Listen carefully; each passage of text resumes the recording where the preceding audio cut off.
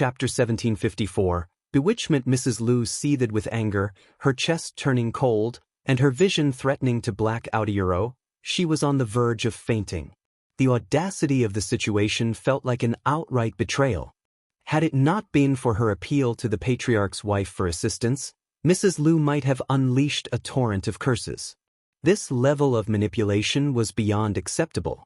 The Lu family had meticulously prepared for the alliance, and the sudden change was utterly unjustifiable. The patriarch's wife's directive to forget it sounded absurd. How could they simply erase such elaborate plans? The shame would be insurmountable, tarnishing their standing with relatives, friends, and neighbors. Suppressing her fury, Mrs. Lu shifted tactics to sway the patriarch's wife. Her reasoning was sound. Marrying her daughter to Zhao Shu promised far greater benefits for the patriarch's family. Mrs. Lu made a generous promise, emphasizing the potential advantages for both families. She insinuated that when the time came, members of the patriarch's family could actively participate in managing Zhao Shu's assets. It seemed like a win-win situation. Although tempted, the patriarch's wife hesitated. Instead of immediate agreement, she approached Zhao Shu, subtly suggesting that he involve her 2 sons, brothers, and nephews in their plans. Zhao Shu found the suggestion distasteful. Flatly refusing, he clarified that while Uncle Qing could arrange suitable positions for them, adherence to rules was non-negotiable. Not everyone could become a manager, let alone assume a chief managerial role right from the start.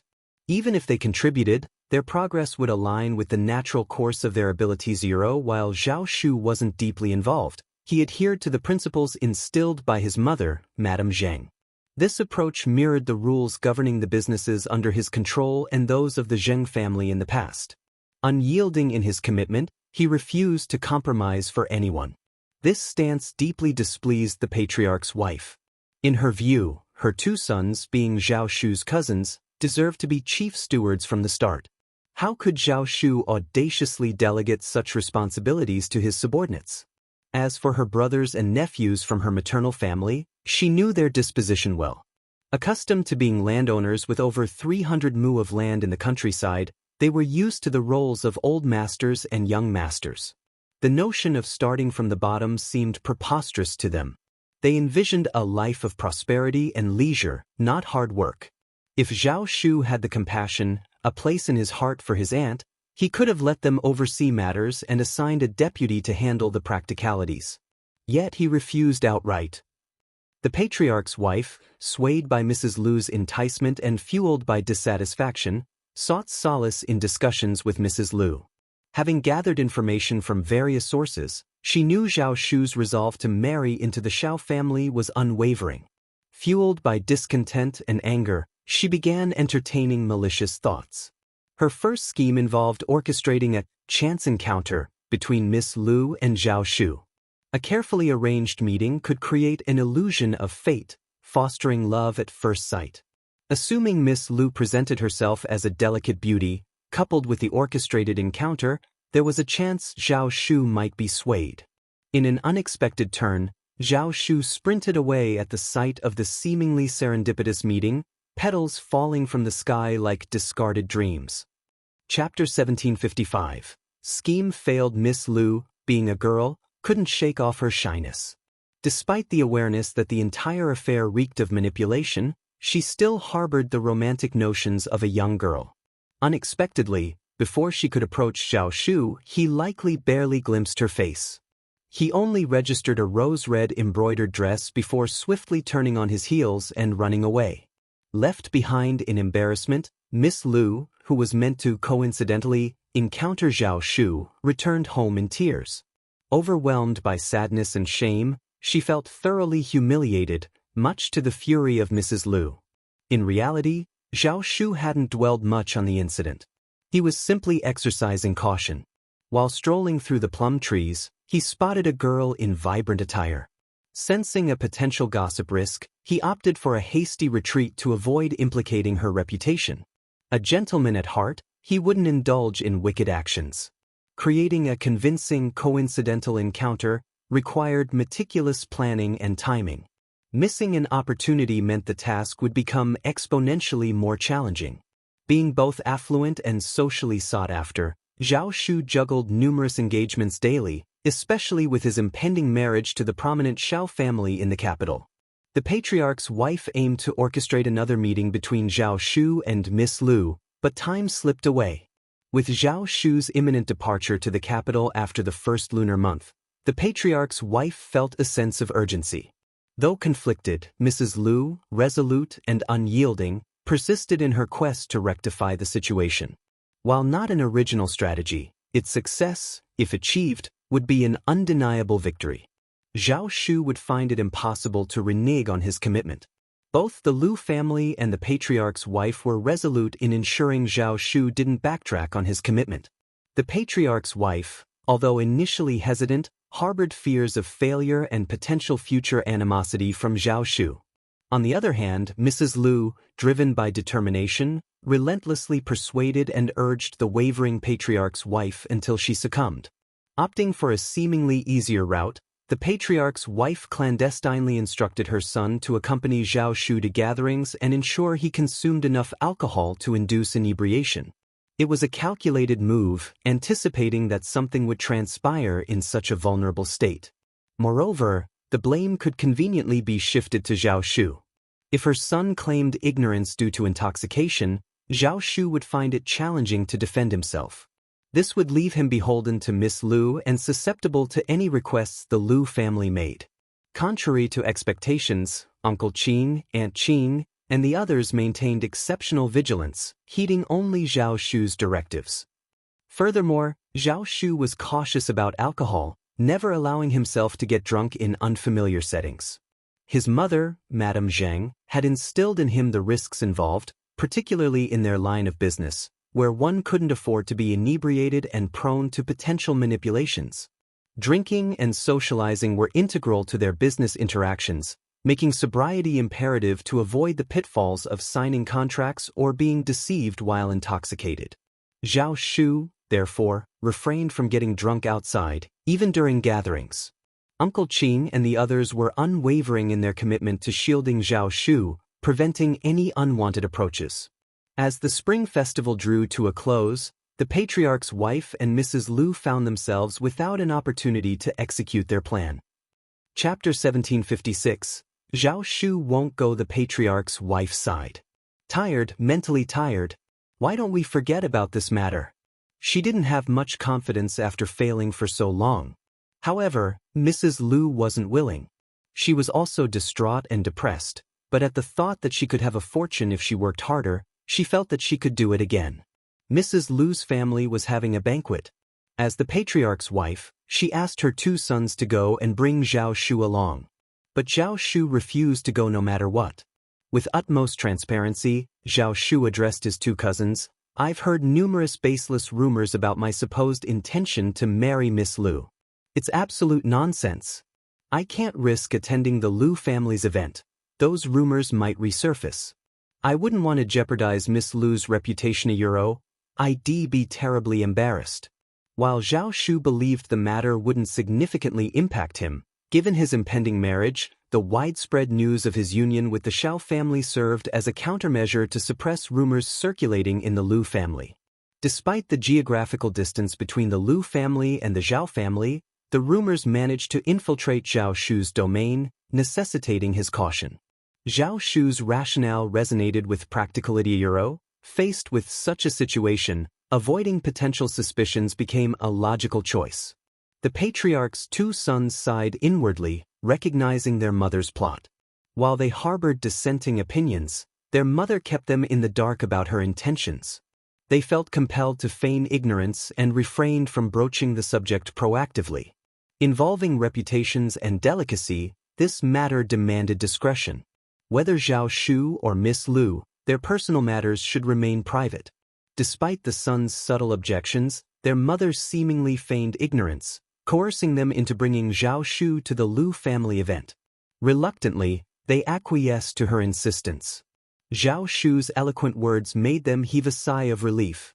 They had something to say to their mother. The patriarch's wife was a little angry and embarrassed. She called Zhao Shu over to persuade him nicely. She smiled and said something like, "The innocent are innocent, so that Zhao Shu didn't have to care. No one would believe that nonsense. Moreover, the more he hid, the more problematic it was. If he went openly, no one would be able to say anything. Zhao Shu was still unwilling. He had his own reasons. Zhao Shu, had nothing to do with the Lu family, and their family had nothing to do with the Lu family. Why should he go? He wanted to ride on his cousin's coattails. Wasn't this obvious that outsiders would think that there was a problem? The patriarch's wife couldn't say anything, but she couldn't show her intentions too clearly. She was helpless. Unexpectedly, Mrs. Lu was unwilling to give up. She sent her son over and asked them to bring Zhao Shu home no matter what. Uncle Qing and Aunt Qing could not take it anymore. The two young masters of the Lu family did not even get to see Zhao Shu. Perhaps Zhao Shu was still in a daze and did not know anything, but he could not hide any clues from Uncle Qing and Aunt Qing. The two of them vented their frustrations silently, muttering, "Shameless," under their breaths. The audacity of the failed scheme irked them, yet the Lu family dared to brazenly intrude on their territory in an attempt to reclaim Zhao Shu. How audacious! Did they truly believe their young master would succumb to bullying without anyone to defend him?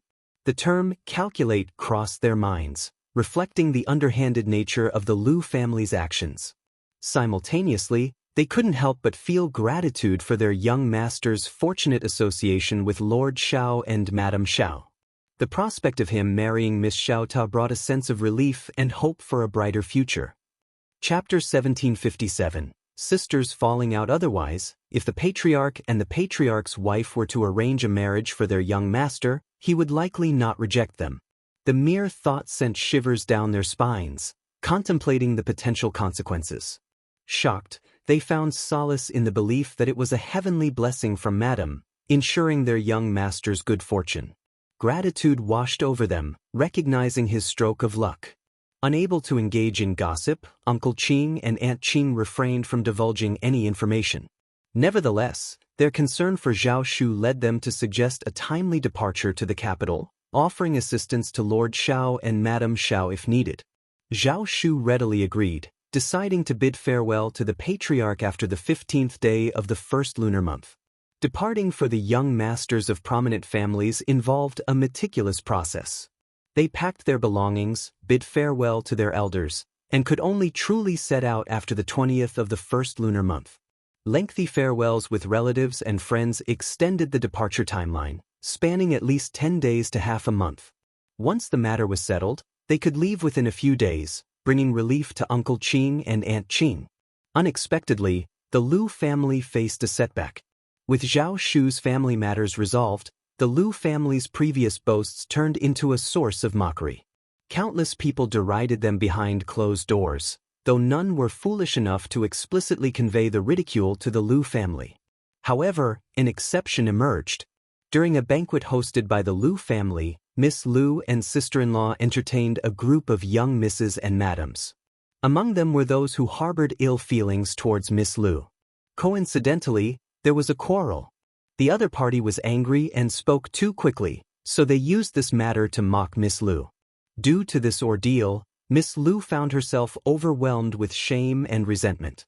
She even harbored bitterness towards her mother, feeling that the matter had not been truly resolved but had instead spread far and wide. Unable to face the embarrassment, she was on the verge of hiding from everyone. To her dismay, the mockery didn't end. In front of a gathered crowd, people openly taunted her, and snickers echoed from the onlookers. Blushing with embarrassment, Miss Lu covered her face and fled, tears streaming down her cheeks. The two daughters-in-law of the Lu family shared in the embarrassment, and witnessing Miss Lu's distress made others uncomfortable. Swiftly changing the topic, they attempted to divert attention away from the awkward situation. While the incident was promptly suppressed at the banquet, whispers lingered as some couldn't resist discussing it in hushed tones afterwards. After the banquet, news of the embarrassing incident spread throughout the Lu family, leaving everyone disgruntled. To everyone's shock, Miss Lu, overwhelmed by embarrassment, attempted to hang herself. Fortunately, her vigilant maidservant intervened in time, saving her from harm. Mrs. Lu, deeply distressed, held her daughter close, tears streaming down both their faces. Overwhelmed with grief and anger, Mrs. Lu directed her frustration towards the patriarch's wife and sought answers from the Zhao family. In her pursuit of justice, she decided to expose the matter. Exasperation fueled a heated argument between the patriarch's wife and Mrs. Lu, resulting in an irreparable rift in the relationship between the cousins. Mrs. Lu, fueled by resentment and an unwavering determination, refused to back down. The thwarted outcome with the patriarch's wife only intensified her resolve. At this point, retreating would mean forfeiting everything. She believed that by pressing forward, there might still be a chance. The commotion extended to the Zhao family clan, eliciting the patriarch's ire. Frustrated, he vented his complaints to his wife, realizing that the matter needed resolution. Summoned amidst the chaos, Zhao Shu arrived, wearing a perplexed expression. Mrs. Lu, however, didn't want to strain her relationship with him. She refrained from holding on to him, seeking a more diplomatic approach to address the unfolding situation. Chapter 1758. Anyway, no. Mrs. Lu, however, continued to insist, pressuring the patriarch's wife and claiming that she had been promised Zhao Shu for her youngest daughter. This rumor had already spread, tarnishing her daughter's reputation, and now the Zhao family was demanded to provide an explanation. She hinted strongly that Zhao Shu was intended for her daughter's hand in marriage. Zhao Shu's expression darkened. The patriarch's wife, caught off guard by the unfolding situation, was filled with regret. Despite Mrs. Lu's accusations, she vehemently denied any such promise. Zhao Shu could clarify that while he might have entertained the idea in the past, no formal steps like proposing or exchanging birth dates had taken place. It wasn't a valid commitment. Mrs. Lu persisted, trusting the relationship between her and Madame Zhao, cousins with a supposedly strong bond. She accused Madame Zhao of betrayal, claiming her daughter's tragic fate was a result of deception. An explanation was demanded. The elders of the Zhao clan disapproved, casting judgmental looks at the patriarch and his wife. The gravity of the situation threatened the family's reputation. As tension escalated, the patriarch silently cursed, realizing the potential consequences. If a death were associated with this dispute, his position as patriarch might be jeopardized. Mrs. Lu remained relentless, pushing the boundaries dangerously. In truth, the Lu family held the incorrect stance, and the patriarch's wife had made a grave error in her hastiness. Had the patriarch's wife not been so quick to make promises without verifying the facts, the Lu family would have remained silent.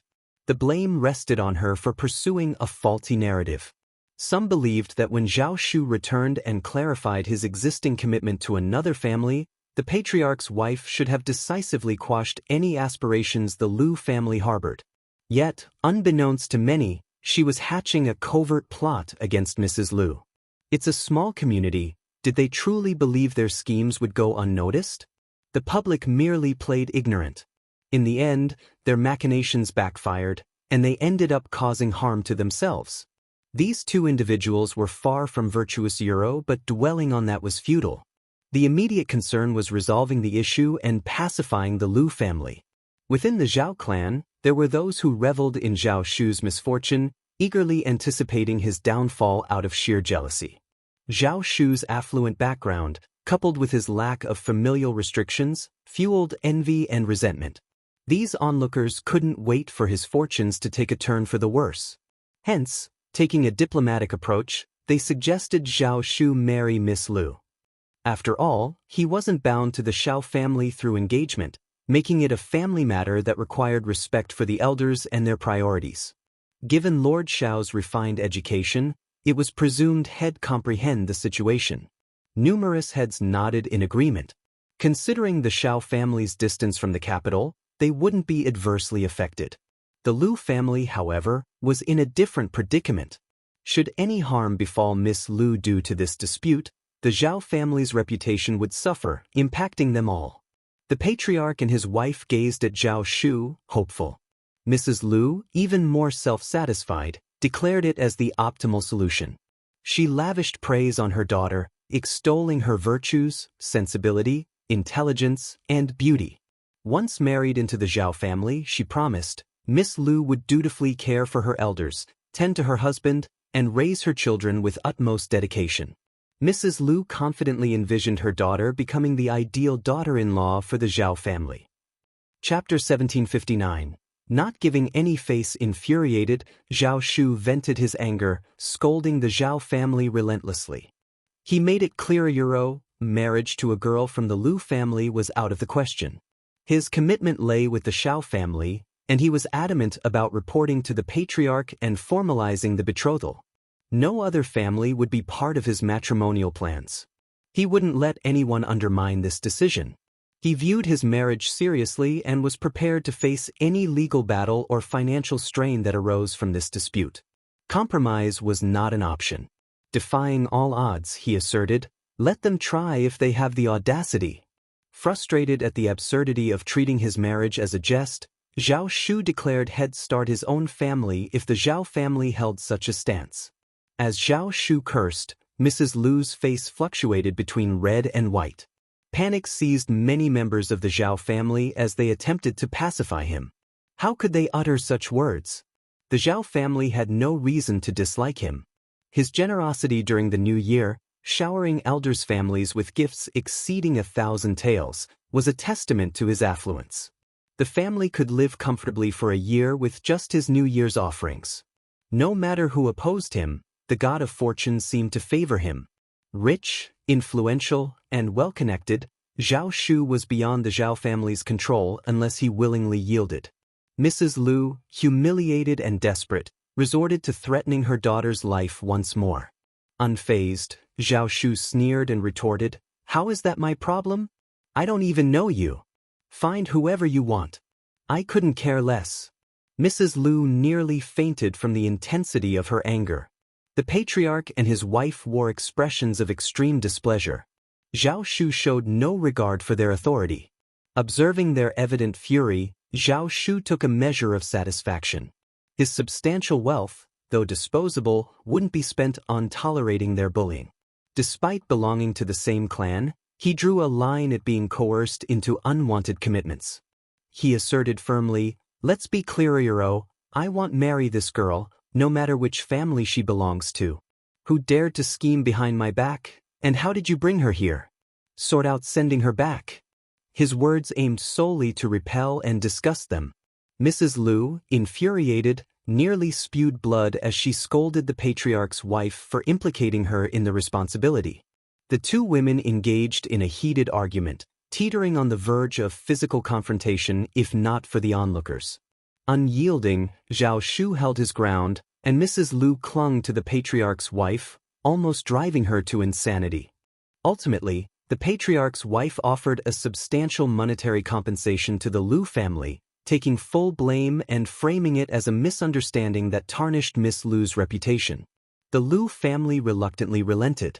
Despite his dissatisfaction, Zhao Shu's defiance left the Zhao family with limited options. What else could they do? Refusing marriage, Zhao Shu remained beyond the Zhao family's control.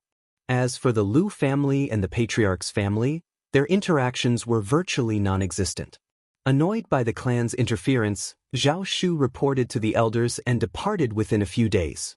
His business in the south faced delays, and upon reaching the capital he discovered that Xiao Yunduan and Xiao Xian had already left for An's province, leaving Zhao Shu somewhat regretful. Nonetheless, since he was already in the capital, he decided to inspect their properties on behalf of Xiao Yunduan and Xiao Xian. Chapter 1760. Preparing to propose marriage, and so, Zhao Shu made his way to the manor in Cloudwater Town, engaging in a conversation with the manager. He provided instructions on various matters, assisted in resolving a minor issue, and gathered some information in the capital before departing. Originally bound for An's province, halfway there, he found himself reconsidering. A stronger desire drew him towards Yuzhong. Changing course, Zhao Shu headed straight to the first section of the Xiao family in Xiaoding Village. After spending some time in Xiaoding Village, he proceeded to An's province to formalize the marriage proposal. Securing a promise from Xiao Yunduan, he happily returned to Xiaoding Village. As for the events in the Zhao clan's hometown, Zhao Shu kept them tightly concealed, deeming it unnecessary to disclose. He had assured the Xiao family, so why complicate matters? Perfectly resolving the situation, Zhao Shu arrived in Yuzhong province and visited Yuezheng Shao. Brimming with pride, he shared the news of his impending daughter-in-law, receiving blessings from Yuezheng Shao, who even accompanied him for city shopping. They even invited a matchmaker from the provincial city. Overflowing with gratitude, Zhao Shu praised Yuezheng Shao as a good man, offering his assistance in the future. Yuezheng Shao couldn't help but chuckle, finding Zhao Shu's enthusiasm amusing. Little did he know, Zhao Shu harbored a hint of guilt towards him. Preferring Tao Tao, Zhao Shu perceived Yuezheng Shao, close to the Shao family, as a potential rival. Misunderstandings fueled his suspicion, only to realize later that he had misjudged. Although unknown to others, he carried the weight of this self-aware guilt, feeling he had let Yuezheng Shao down. If Yuezheng Shao knew what he was thinking, he would be caught between laughter and tears. Tao Tao was a good girl, and if the two families got married, they would be closer to the Shao family. Yuezheng Shao had such a thought, but he soon gave it up. The daughter-in-law of a big family like the Yuezheng family was not someone a girl like Tao Tao could deal with. In contrast, Zhao Shu's family dynamics were simpler, making him a more suitable match. With everything prepared, Zhao Shu led his men to Hashan County, where they stayed at an inn. Aunt Qing was entrusted with delivering Xiao Yunduan's letter to the Shao family, outlining his opinions on the marriage. The matchmaker arrived, and Ms. Fong, overjoyed, couldn't stop smiling. She gladly accepted the proposal, and the marriage was officially arranged. Tao Tao, secretly elated, felt as if a weight had been lifted from her heart. Fifth brother and fifth sister-in-law gave their approval, indicating that she had chosen wisely. It was indeed a cause for celebration. The exchange of birth dates took place, with Aunt Qing bringing along invaluable jewelry, clothes, and precious gold and jade ornaments symbolizing auspiciousness.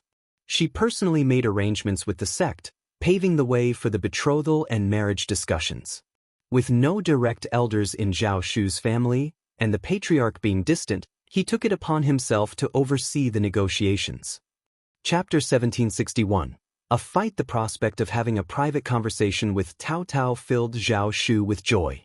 However, he hadn't anticipated that the Shao family would stir up another commotion due to this marriage. Being the daughter of the first section of the Shao family, Tao Tao's hand in marriage had been off-limits due to Xiao Yunduan's influence. Although some hopefuls had initially tried, Ms. Fong promptly rejected their advances, causing them to abandon their aspirations. People had witnessed Xiao Yunduan's capabilities, dissuading anyone from attempting anything unconventional. The first section of the Shao family wasn't easily fooled. Curiosity buzzed in the air as everyone wondered about the family Tao Tao would be betrothed to. When a matchmaker finally entered the first section of the Shao family and left with joy, shouting village erupted in excitement. Tao Tao's impending marriage became the talk of the village. Speculations ran wild about which fortunate young master would be marrying Mr. Primus' sister. The first section of the Shao family was suddenly bustling with activity, as many came to inquire. Amidst the joy and anticipation, Ms. Fong knew what was coming. Young Master Zhao was a commendable man, and Tao Tao would surely find happiness with him. However, worries surfaced about the failed attempt of the third branch to inform Xiao Xiaoji about Zhao Shu. Now aware of the situation, Ms. Ma and third uncle might cause a scene. Yet, Ms. Fong reasoned that as Tao Tao's future husband, Zhao Shu would eventually visit the Shao family. The matter couldn't be hidden, and it was, after all, a joyous occasion. There was no need to keep it a secret, and whenever someone inquired, the first section of the Shao family shared the news openly. When everyone heard this, they were stunned for a moment before smiling and congratulating them. Young Master Zhao had been to the first section of the family of the Shao family for so many times, and he came here whenever he had nothing to do. He had thought that it was strange, but it turned out that he was here for Tao Tao. That made sense. As for Ms. Ma and third uncle who were interested in Zhao Shu, they did not mention it in front of the first section of the family of the Shao family. They were not stupid enough to bring it up in front of them. What good would it do them if they caused trouble for the first section of the family? Even those who were envious did not dare to say anything. They were afraid that they would be scolded if they said it. But Ms. Ma and third uncle were different. When they found out about this, Their first reaction was disbelief. Impossible. After confirming that it was true, Ms. Ma slapped her thighs and shouted at third uncle angrily. Listen to this. What is happening? What is happening? The first section of the family is bullying us. I'm telling you, this isn't over. Xiao Xiaoji was also stunned. She covered her face and ran back to her room in tears. Ms. Ma's fury was so intense that she neglected to console her saddened daughter. Instead, she hastened to the first section of the Xiao family with third uncle. Anticipating a clash, many villagers had their eyes on the unfolding drama. Observing the couple's rapid approach, a curious crowd trailed behind, eager to witness the spectacle. Upon reaching the first section, Ms. Ma and third uncle unleashed their anger, demanding answers. In the midst of a joyful occasion, their intrusion created tension. It seemed as if these two were determined to sour the celebration, portraying the first section of the Xiao family as the ones at fault. Annoyed by their baseless accusations, Ms. Fong responded with a cold and dismissive tone. Chapter 1762. The truth. Ms. Ma's eyes blazed with anger, and through gritted teeth she lashed out, "Sister-in-law, you are shameless. You married off Tao Tao, and now you do this to Xiaoji? What has she done to deserve her uncle and aunt's scheming against her?" Third uncle, equally furious, interjected, "Elder brother, what are you saying? You claim to care about your brother and treat us well, and yet you treat us like this? Explain yourself, or this won't end." Eldest uncle sighed, his face turning red. "I knew this marriage wouldn't happen, but you insisted on it. I knew it." These words only fueled the anger and sense of injustice for third uncle and Mrs. Ma. They demanded an explanation from the first section of the Xiao family, escalating the confrontation. Ms. Fong couldn't tolerate it any longer. "Enough. Silence. Your elder brother might tolerate your nonsense, but I won't. Reflect on whether you even deserve an explanation. What do you think you're doing? Instead of questioning us, question your own worthiness. You." Third uncle seethed. "Master Zhao initiated the proposal through a matchmaker. I have every reason to accept such a good marriage. What's wrong with that? What do you mean by snatching? This was Master Zhao's decision. He willingly chose to marry into our family. Is that not his prerogative? Are you implying they should remain unmarried unless it's to your family's liking? Your arrogance knows no bounds." Ms. Ma exploded. "We were the ones who noticed Master Zhao first." Ms. Fong retorted, "That's even more absurd. Marriage involves two families, not just your whims. If both families agree, it's called a marriage. Should they only accept your family's decisions and be forbidden from marrying anyone else? Your arrogance is unbelievable." The villagers exchanged glances and couldn't help but snicker. After all, marriage was a mutual decision between two families. If the man didn't fancy their daughter, who could they blame? "But we are brothers." Third uncle erupted in anger. "We informed Xiaoji about Master Zhao first and even asked you to mediate. Instead of helping, you chose to marry Master Zhao. Are we still considered brothers to you? Is there no limit to your audacity?" Ms. Fong grew equally irritated. "Third brother, are you forcing me to disclose everything?" Unfazed, third uncle and Mrs. Ma aggressively retorted, "Go ahead. What are you afraid to say? Your excuses won't hold." Ms. Fong responded firmly, "I'm stating the facts. Your family isn't the only one interested in Master Zhao, there are others too. But did you ever consider that just because you like him doesn't mean he reciprocates? He hails from a wealthy southern family, possesses charm, and has a good personality. He has his pick of any girl. Other families may fantasize, but you directly approached him. Why is it surprising if he rejects you? Had our Yun Duan not become an official, even if Master Zhao fancied Tao Tao, I wouldn't have consented to this marriage.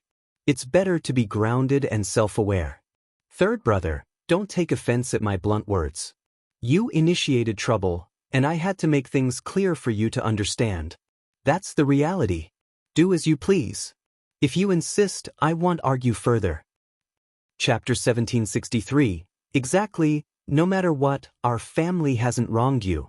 We maintain a clear conscience. The villagers couldn't help but nod and murmur in agreement. "Indeed. Young Master Zhao's lineage and demeanor are unparalleled. Being in the first tier of the family sets him apart. Absolutely. I do wish for young Master Zhao to be my son-in-law too.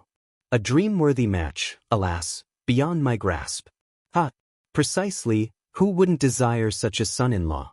Sister-in-law Fong has no grounds to refuse such a distinguished family just because the third branch has set their sights on them. What a waste. Quite so, I wouldn't refuse either. It's Ms. Ma and her husband who are overreaching. Third uncle and Ms. Ma were so incensed by Ms. Fang's words that they grew even more agitated. Ms. Ma nearly lunged at Ms. Fang, only to be restrained by the family servants. Ms. Ma exclaimed loudly, "What's so impressive about your son being a minor official? He can't even hold his ground in the capital, banished by the aristocrats to remote villages. That's his lot in life. He has no future, no prospects. My Lulang will rise to high office. Just wait and see, this isn't over." Enraged, Ms. Fang slapped Ms. Ma across the face. Ms. Ma retaliated, but was held back by the family servants. Third uncle wanted to intervene, but the stern gazes of Xiao Sanlang and the others froze him in fear. Instead, he directed his anger towards eldest uncle, cursing under his breath. Ignoring him, Ms. Fang pointed at Ms. Ma. "You dare curse my Yunduan? I'll shut that mouth of yours. What do you know of politics? Let me warn you again, watch your tongue, or you'll find trouble knocking at your door. And by then, the whole family will rue the day. Young Master Zhao is here proposing marriage, proof that my Yunduan is flourishing. You belittle my Yunduan. Why not acknowledge how much prestige your family has gained from this? Lulang roams freely under the guise of being Yunduan's blood cousin. He ingratiates himself with this person and that, as if our family remains oblivious. All for our family's benefit. I'm not as accommodating as you when it comes to being taken advantage of, yet now you slander and disdain me. Since you hold me in such contempt, why not just end our association? Dare the two of you agree to that?" Ms. Ma and third uncle glared fiercely, still seething with anger, yet refrained from further comments. Could they really sever ties? The cautionary tale of the second branch loomed before them. They resisted, unwilling to relent. Though they harbored a belief in Xiao Yunduan's resilience, they remained adamant in their stance. Ms. Fang ordered someone to release Ms. Ma, her tone laced with scorn. "Let me be unequivocal, Tao Tao and young Master Zhao are destined to wed. Keep your tongues in check.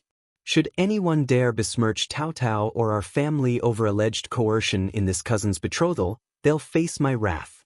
Ms. Ma and third uncle simmered with rage, but dared not retort.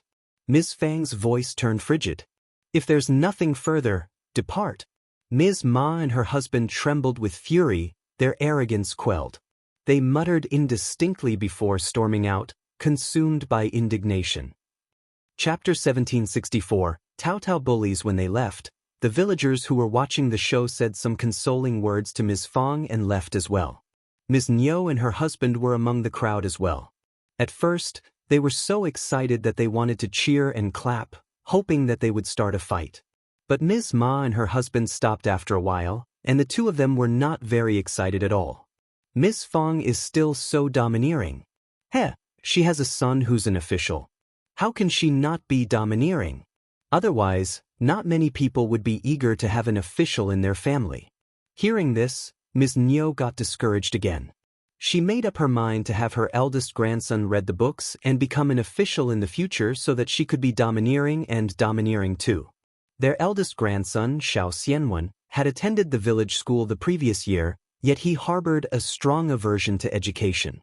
Refusing to rouse early, he frequently arrived late, suffered headaches during writing and memorization tasks, and took frequent absences, resulting in a disarrayed academic record. Despite the familial discord between the first and second branches, their blood ties remained intact. Ms. Niu's obstinacy made it challenging for teachers to discipline her grandson, compounded by his academic struggles, leading to leniency from the instructor. In stark contrast, Xiao Junyan excelled academically, demonstrating proficiency in writing and recitation of classical texts like the Analects of Confucius and Mencius. The teacher even planned to introduce him to the spring and autumn period later in the year. With the family's newfound affluence and Ms. Nyo's adoration for her grandson, Xiao Delong endeavored to support her. However, Ms. Nyo harbored suspicions toward Mei Qing, her stepmother, accusing her of orchestrating the discord. Consequently, Xiao Delong defended Mei Qing, much to Ms. Nyo's dismay. In moments of frustration, Ms. Nyo would burst into tears, admonishing Mei Qing for alleged cruelty toward her eldest grandson and reproaching Xiao Dalong for allegedly prioritizing his daughter-in-law's interests over his son's well-being. In short, they were in a tizzy and no one could rest in peace. Mei Qing didn't dare to argue with her and cried in front of Xiao Dalong. Xiao Dalong felt sorry and guilty. In a fit of anger, he simply ignored his son and let his parents take care of him. Ms. Nyo hoped so. But what did she know? She had taught him a lesson, and Xiao Xianwen became more and more useless. Thus, the second section of the family was in a tizzy and wild shrieks and howls for a period of time. In the end, it returned to calm. Ms. Ma and third uncle returned home dejectedly, full of anger. As soon as they entered the courtyard, they saw Xiao Xiaoji, who had run back into the house to cry, "Come out." Her eyes and nose were red. When she heard them return, she looked up at them with tears in her eyes. "My daughter." Ms. Ma felt sorry for Xiao Xiaoji and started to cry too. Witnessing the scene, Xiao Xiaoji recognized the bleakness of their situation. Tears streamed down her cheeks once more as she and her mother clung to each other, their cries filled with despair. "I can't bear Thizayuro Wuyuro Tao Tao is such a bully. I confessed my feelings for young Master Zhao, but Shiuro she said no Thingayuro if she also likes him, why not speak up? Do you think I have a chance against her? She kept silent but schemed behind my back. She's just too Muchiyuro." Unaware of Xiao Xiaoda's inner turmoil, Ms. Fang's resolve wavered. "Tao Tao is truly ruthless. Our family won't be pushed around, I'll confront them." "Stop." Third uncle's voice dripped with scorn. "What do you intend to do? Ms. Fang is formidable. Attempting to reason with her is futile. With the multitude of servants in the first branch, you're courting trouble." Chapter 1765. Disappointed Ms. Ma felt a burning pain from the slap on her face, and she gritted her teeth. "Are we just going to let this matter go?" Third uncle said nothing. Of course, he was also unwilling. According to him, young Master Zhao was initially interested in Tao Tao, his daughter, who was also Xiao Yunduan's daughter. So why couldn't he also be interested in Xiaoji if he was interested in Tao Tao? Wasn't it the same? It seemed likely that interference from the first branch of the family was at play. No wonder they had been unwilling to lend assistance to their family back then. It turned out they had their eyes on young Master Zhao too. They even claimed they wouldn't vie for him. Yet they swooped in without even extending a greeting. When Lu Lang attains an official position in the Futuro, Dad. Xiao Xiaoji interjected tearfully. "How much longer must we wait? Can I even afford to wait?" "Don't speak out of turn." Both third uncle and Ms. Ma reprimanded her simultaneously. "Your sixth brother is poised to reach the intermediate level this year. Indeed, he's on track to become an advanced scholar next year. Perhaps even a primus. That's the truth. Our Lu Lang outshines Wulong by far." Initially, the notion of achieving the primus status was beyond their imagination. It seemed like a distant dream, too far-fetched to contemplate. What exactly was the primus? It was an honor bestowed only once every 3 years, amidst a vast empire teeming with scholars. The primus was hailed as the epitome of scholarly excellence. How could an ordinary person even dare to dream of such lofty aspirations? But ever since Xiao Yunduan ascended to the position of primus, they began to perceive the title as less exceptional, allowing themselves to entertain the notion.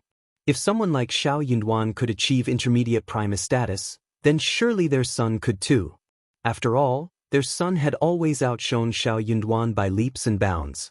The couple had indulged in countless fantasies of their son becoming primus and the lavish lifestyle that would follow his ascent to high office.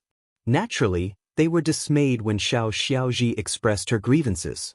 However, Xiao Xiaoji remained resolute. "I won't just let it go. Tao Tao stole my chance at marriage. It wasn't merely a matter of family background. Young Master Zhao was exceedingly handsome and dignified. His smiles radiated warmth and kindness. Xiao Xiaoji harbored genuine affection for him. Moreover, young Master Zhao had even bestowed a smile upon her before, suggesting he held her in favorable regard. Third uncle and Ms. Ma shared her fury but felt equally powerless. When Xiao Lulang returned from the school library in the evening, the couple couldn't contain their eagerness to share the news with him. They awaited his decision with bated breath. Recently, Xiao Lulang had secluded himself in the building to study, indifferent to distractions. Upon hearing the news, he too was taken aback, feeling a pang of disappointment. He hadn't anticipated such an auspicious match to fall into Tao Tao's lap. It made sense. Xiao Yunduan now held an official position, even if it was in the modest An's province. Yet, it was still a fourth-grade prefecture euro, a distinction many never achieved in their lifetime. Young Master Zhao's decision to marry Tao Tao undoubtedly bore some relation to this. This was all too ordinary. Anyone in his position would know the obvious choice between Tao Tao and Xiaoji. Yet, Xiaoji was his blood sister, while Tao Tao hailed from the esteemed first branch of the family. Naturally, he couldn't help but feel discontented. A sense of despondency crept over him. Why wasn't he the one bestowed with the title of Primus, remaining in the capital? If it were him, he was confident he could have surpassed Xiao Yunduan. Setting aside all else, he would have certainly avoided offending a noble and being exiled from the capital.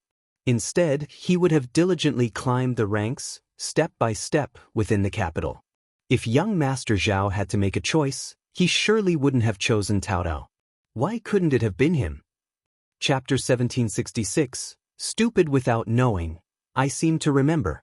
Didn't young Master Zhao say that the clan arranged a marriage for him? Ms. Ma and the other two got startled. Oh, that's right. How could I have forgotten about this? That's right, I remember it clearly. Young Master Zhao said that. Ms. Ma burst into laughter, relishing in her gloating. So Tao Tao is going to be young Master Zhao's concubine? How intriguing! The first branch of the family is sending their daughter to be his concubine. Humph, she's in for a rude awakening. Xiao Zioda's expression darkened as she bit her lip, her heart heavy with the revelation. She was willing to accept being a concubine. Xiao Lulang shot his mother a speechless glance, feeling a surge of disdain toward her. He despised the values upheld by such a family. They were all foolish and ignorant. Yet he too was foolish and oblivious. But what choice did he have? They were his parents. He could never rid himself of them. Hence, he couldn't help but feel a pang of envy toward Xiao Yunduan. He even envied Xiao Yunduan for having such a formidable mother. Though his own father was unreliable, he lacked the courage to cause trouble, unlike his parents. Previously, he hadn't paid much heed to it, but as his perspective widened, he began to recognize their folly. It's premature to jump to conclusions. Who knows what the truth is? If you're curious, go inquire at the first branch of the family. Don't spread baseless rumors. Ms. Ma bristled at his words. This isn't baseless. Why not? Don't go stirring up trouble with Aunt again. Ms. Ma snorted dismissively. Am I supposed to be afraid of her? Xiao Lulang paid her no mind as she continued her nonsensical chatter. Frowning, he interjected, Forget it, there's no need to inquire further. Even if you find out, what difference will it make? Let me handle this. Xiao Zioda's tears welled up again. Sixth brother, what do you mean? Impatiently, Xiao Lulang glanced at her. Young Master Zhao and the first branch of the family have already exchanged pleasantries. Their intentions won't change. What more do you want? Our family situation isn't bad now. You can find a suitable match. Xiao Xiaoji bit her lip. But none are as good as young Master Zhao Yuro. If she hadn't been his sister by blood, Xiao Lulang would have scoffed. How many wealthy young masters like Zhao Shu existed? They were truly ambitious, daring to aspire to anything. He harbored similar aspirations, but he understood his limitations. He knew he couldn't reach for them at his current stage. Perhaps in the Futuria Euro he'd have his chance then. Xiao Lulang's tone turned stern as he cautioned, No one in Shouting Village can aspire to marry someone like young Master Zhao. Xiao Xiaozhi blurted out. If only you had achieved an official position sooner, sixth brother. Xiao Lulang's sharp gaze pierced her, causing her to instinctively retreat behind Ms. Ma, startled. She had never seen such intensity in her brother's eyes before. It made her feel a twinge of fear. Clasping his fists, Xiao Lulang responded calmly, "Nonsense. Do you think it's easy to attain the status of a recommended man or advanced scholar?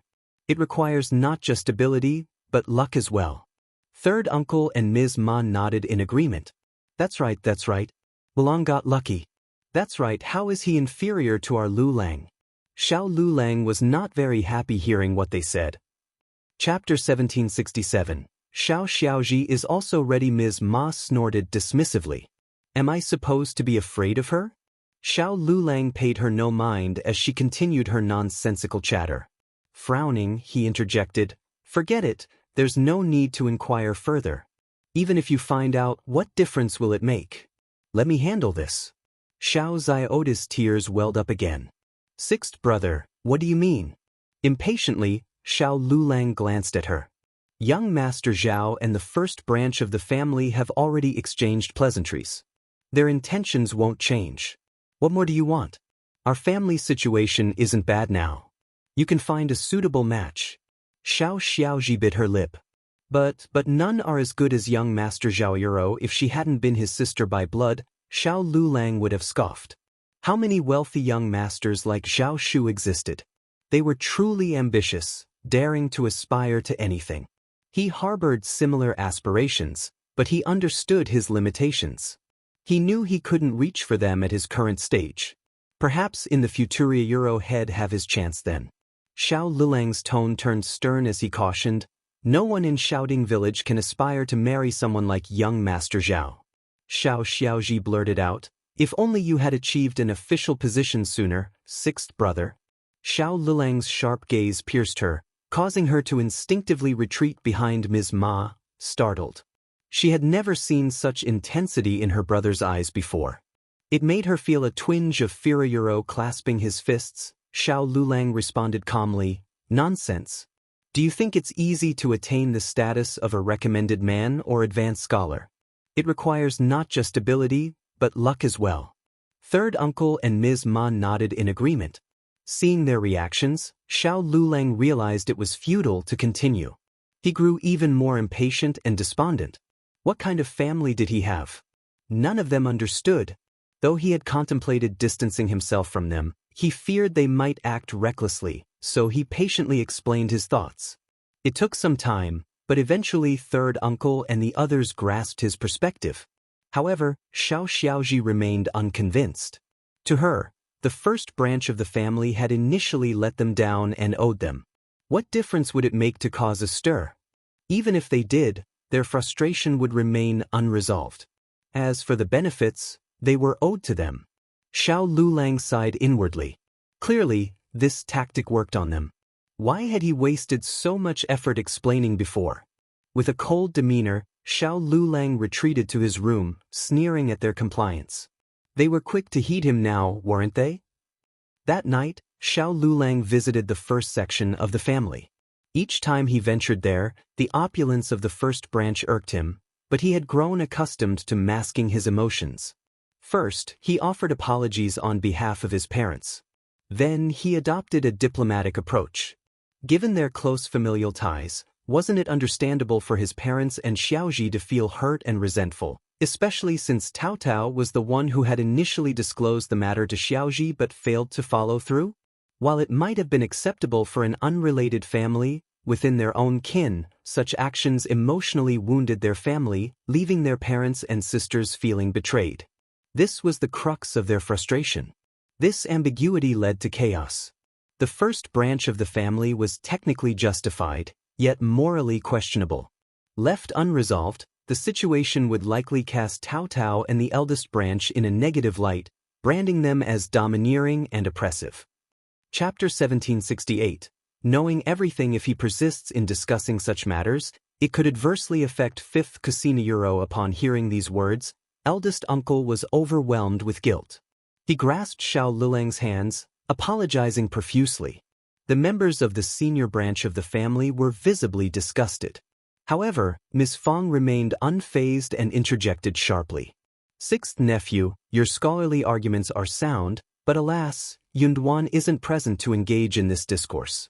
He would have appreciated your intellect. As for myself, while I may lack extensive knowledge, I understand the importance of perseverance. It seems your parents were overly ambitious, wouldn't you agree? Did they truly believe they could aspire to a match like young Master Zhao's family? We are but humble villagers with scant land and no servants. One wonders at the audacity of your parents. Did they not foresee the ridicule? It's laughable how they failed to consider the consequences.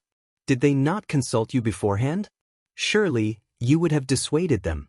How could they be so naive, yet you remain astute? Hence, there is no cause for resentment on your part. Our acceptance of this proposal was not an attempt to curry favor but a recognition of young Master Zhao's sincerity. He is a commendable individual, and we believe he will treat Tao Tao with kindness. Surely you see the distinction? To reject young Master Zhao outright, regardless of Tao Tao's welfare, would be unjust to both him and our family. Would you not agree? Therefore, our conscience is clear, we have not failed your family in any regard. Sixth nephew, I cannot concede to your criticisms of our family. Let the gossips chatter if they must. We have no reason to be ashamed. Who dares challenge us? I am prepared to defend our actions. Xiao Sanlang sneered in concurrence. Mother speaks the truth, we have committed no wrong. Who should we fear in speaking our minds? Yes. Very true. Upon hearing Ms. Fang's remarks, the members of the senior branch of the family straightened their postures, exuding confidence. Eldest uncle remained silent, lips pursed, his gaze averted. Xiao Lulang seethed with anger. It was no surprise that his mother, lacking knowledge, couldn't hold her own against elder aunt. Her sharp tongue had laid bare everything. Were it not for his ability to contain his fury, he might have erupted. Euro yet, our families are connected to Euro indeed. Shouldn't your family exercise more prudence and rationality? Their disparate backgrounds were glaringly evident, yet they plunged headlong into proposing to young Master Zhao with unabashed enthusiasm. Fortunately, young Master Zhao was magnanimous and disregarded their audacity. Had it been someone else, they would have faced utter humiliation. It was a display of self-inflicted disgrace. Miss Fong harbored no sympathy for them. She wasn't foolish enough to spurn such a favorable match for her daughter. Xiao Lulang flushed with embarrassment and a hint of shame crept into his voice. Xiaoji is also fifth cousin's sister. She's not much different from Tao Tao. Had elder aunt and uncle advocated for her, young Master Zhao might not have refused Harayuro. Chapter 1769. End of conversation. You intend to exploit Yunduan's situation now? What were your earlier sentiments? Ms. Fong sneered. You can't equate the two. There's a vast disparity between a cousin and a close kin. Moreover, if young Master Zhao isn't inclined, he isn't inclined. Yunduan lacks the authority to coerce him, so why intervene? I'm not disparaging Xiaoji, but is she truly suitable for young Master Zhao? Comparing her to our Tao Tao is laughable. Do you believe young Master Zhao is naive? I once thought you had a sensible mind, but your judgment seems clouded. Xiao Lulang felt his temper flare. One day, he vowed silently. He collected himself with a deep breath, forcing a smile. Elder aunt, your eloquence surpasses mine. I concede defeat. Let's refrain from discussing this further. I beseech elder aunt and uncle to attend to Xiaoda's welfare and arrange a suitable marriage for her. Please fulfill my request. Regardless, Xiao Xiaoji had suffered humiliation due to this affair. Her matrimonial prospects might face hurdles. Naturally, she would marry eventually. It was inconceivable for Xiao family daughters not to wed. Indeed, even the singles of Xiaoding village were sought after. Xiao Lulang aspired for Xiao Xiaoji to wed into a prestigious household. Ms. Fong nodded. Certainly, provided your parents' consent, numerous suitable matches abound. Indeed, it was the reality. Xiao Lulang, Euro, if Xiaoda's betrothal is arranged, elder aunt, ensure she stands proudly. A generous dowry will ensure her esteem in societe. Xiao Lulang, fearing misunderstanding, clarified his intentions to Ms. Fong. He extended his hand to request her dowry. Ms. Fong smiled and assented. Fear not, Xiaoji is my niece, and she shall receive her dowry. We can spare a few thousand taels of silver. However, convey to your parents the importance of avoiding further trouble and refraining from spreading rumors. Otherwise, they may find my door shut to them. Though the third branch of the family was somewhat deserving of repercussions, the engagement of Tao Tao and young Master Zhao would subject Xiao Xiaoji to ridicule. Ms. Fong was inclined to extend her support to Xiao Xiaoji, even at the expense of the first branch of the family. Ms. Fong would feel remorseful if Xiao Xiaoji faced mockery and jeopardized her marriage. For Ms. Fong, it was a matter of karma, and she felt compelled to act. She couldn't simply ignore the negative consequences. Now that prosperity had visited the family, Qiao Xian had generously shared the family's wealth. Ms. Fong could afford to provide Xiao Xiaoji with 1,000 or 2,000 taels of silver, fine jewelry, and quality attire. Xiao Lulang finally achieved a modicum of success with his request, prompting a sigh of relief. Oh, by the way, didn't young Master Zhao mention he was already betrothed? Why the sudden change? Aunt Qing, the emissary from Zhao Shu, clarified that it was a misunderstanding and his previous family hadn't arranged any marriage for him. He was mistaken. However, even if there were no misunderstanding, he wouldn't marry Xiaoji. With nothing further to add, Xiao Lulang took his leave. Upon learning of the first branch's willingness to provide Xiao Xiaoji with a substantial dowry, third uncle and Madame Ma found some solace. Chapter 1770. Zhao Shu is here. However, the realization that they had missed out on a promising son-in-law like Zhao Shu and the significant financial loss incurred left them feeling that a mere 1,000 taels of silver was akin to tossing a coin to a beggar. Xiao Xiaoji hurriedly sought out Zhao Shu for clarification on the recent events. Upon hearing Xiao Lulang's account, she was momentarily stunned. Third uncle and Ms. Ma were incensed. Their conviction that the first branch of the family had acted deceitfully and capitalized on an opportunity grew stronger. It was evident to them that the first branch must have been aware of the misunderstanding long before but chose to withhold the information, clandestinely orchestrating the union of young Master Zhao and Tao. Had they been informed earlier about young Master Zhao's misunderstanding, they would have undoubtedly contested it. With the basis for rejection eliminated, there was a high likelihood that young Master Zhao would have consented. The more third uncle and Ms. Ma deliberated, the more indignant they became. They were on the verge of storming over to the first branch of the family to confront them. Before they could act on their anger, Zhao Shu arrived the following day. Since their engagement bound them as family, Zhao Shu's outreach to his fiancée, C.E.'s family was met with tacit acceptance. Zhao Shu was elated yet apprehensive. He specifically requested Aunt Qing's assistance in selecting attire and accessories, meticulously preparing himself before setting out with a plethora of gifts. This time, he could bestow gifts without reservation. A potent tool to win favor. As expected, the arrival of young Master Zhao in the village elicited jubilation from its residents. Even the children were ecstatic, surrounding the carriage as it entered the village, chanting joyfully, "Young Master Zhao is here. Young Master Zhao has arrived." Zhao Shu was well prepared for the occasion. He jovially interacted with the children, instructing Tongs Hun to fetch a large basket brimming with an assortment of treats: melon seeds, peanuts, sesame nougat, sweet osmanthus, sugar, dragon whiskers, mung bean cakes, pastries, and more. He distributed them to the eager children, who gleefully clamored for the snacks. "Easy now, there's plenty for everyone." Zhao Shu chuckled, urging them to visit the first branch of the family. "We've got it all." Upon arriving at the first branch of the family for the first time since the engagement, Zhao Shu adopted a more solemn demeanor. Upon seeing Ms. Fong and eldest uncle, he couldn't help but feel a twinge of nervousness. Nonetheless, he bowed respectfully. Ms. Fong, however, greeted him warmly, insisting there was no need for such formality. Ms. Fong was exceedingly pleased with him, and now that he was her son-in-law, her satisfaction only deepened. She found him exemplary in every aspect and harbored no desire to make things difficult for him. Learning of his family's misfortune and his mother's premature passing only heightened her sympathy towards him.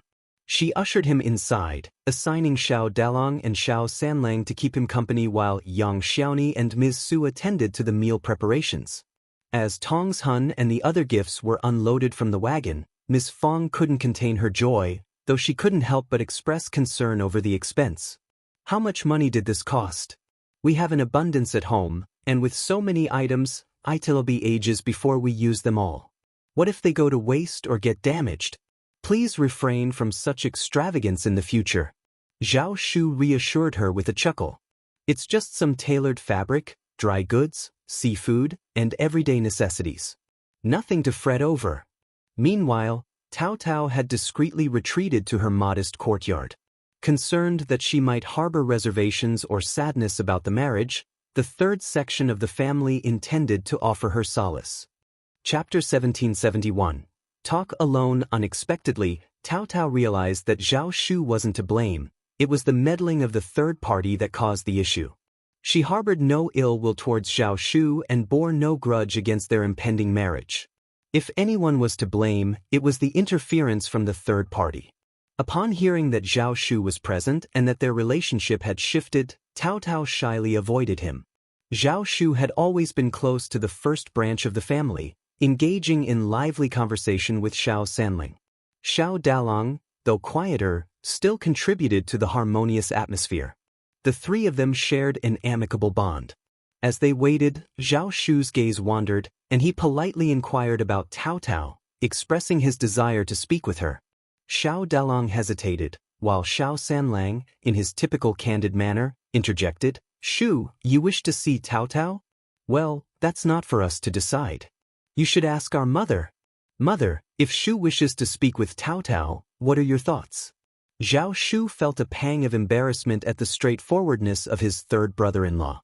Quickly rising to his feet, Zhao Shu addressed Ms. Fong with a smile. "Mother-in-law, I simply haven't had the chance to catch up with Tao Tao, and I'd like to have a chat with her, just theta Xiao Sanlang chimed in. "Mom, Tao Tao and Xiao Shu are engaged, they're family now. It's only natural for them to spend time together. After all, it was the way he and his wife had conducted their relationship." Ms. Fong shot a disapproving glance at her son's bluntness and then turned to Zhao Shu with a warm smile. "Go ahead, Tao Tao is in her quarters. Have a chat with her. They'll call you when lunch is ready." Tao Tao was accompanied by two maids she had acquired the previous year, Xiangling and Xiangyue. Despite Zhao Shu not being particularly frivolous or rude, their engagement was a positive development, and Ms. Fong saw no reason to intervene. It was her dense son who seemed oblivious to subtlety. Wouldn't he discreetly inform her? His loud outburst risked embarrassing their son-in-law. Concerned for Zhao Shu's feelings, Ms. Fong attempted to console him. Zhao Shu was delighted by Ms. Fang's acquiescence. He felt no embarrassment at all. Agreeing eagerly, he proceeded to engage in conversation with Tao Tao. Tao Tao, caught between embarrassment and happiness, found herself lost in contemplation as she gazed at the blooming peonies in the courtyard. Upon spotting Zhao Shu, her cheeks flushed, and though she instinctively wanted to retreat, the knowledge of their engagement held her back. Yet, she couldn't shake the feeling that meeting like this wasn't ideal, hesitating on whether to depart. "Why don't they just leave Euro?" Zhao Shu's grin widened upon seeing her, his eyes alight with Tao Tao's presence. Advancing eagerly, he exclaimed, "Tao!" He, finally relieved of restraint. His triumphant tone only deepened Tao Tao's blush. She shot him a reproachful glare and averted her gaze. "You speak more politely." Of course. I'll be polite." Zhao Shu's happiness remained undiminished. He regarded Tao Tao with a tender smile, as though he would agree with whatever she said. Tao Tao felt even more self-conscious.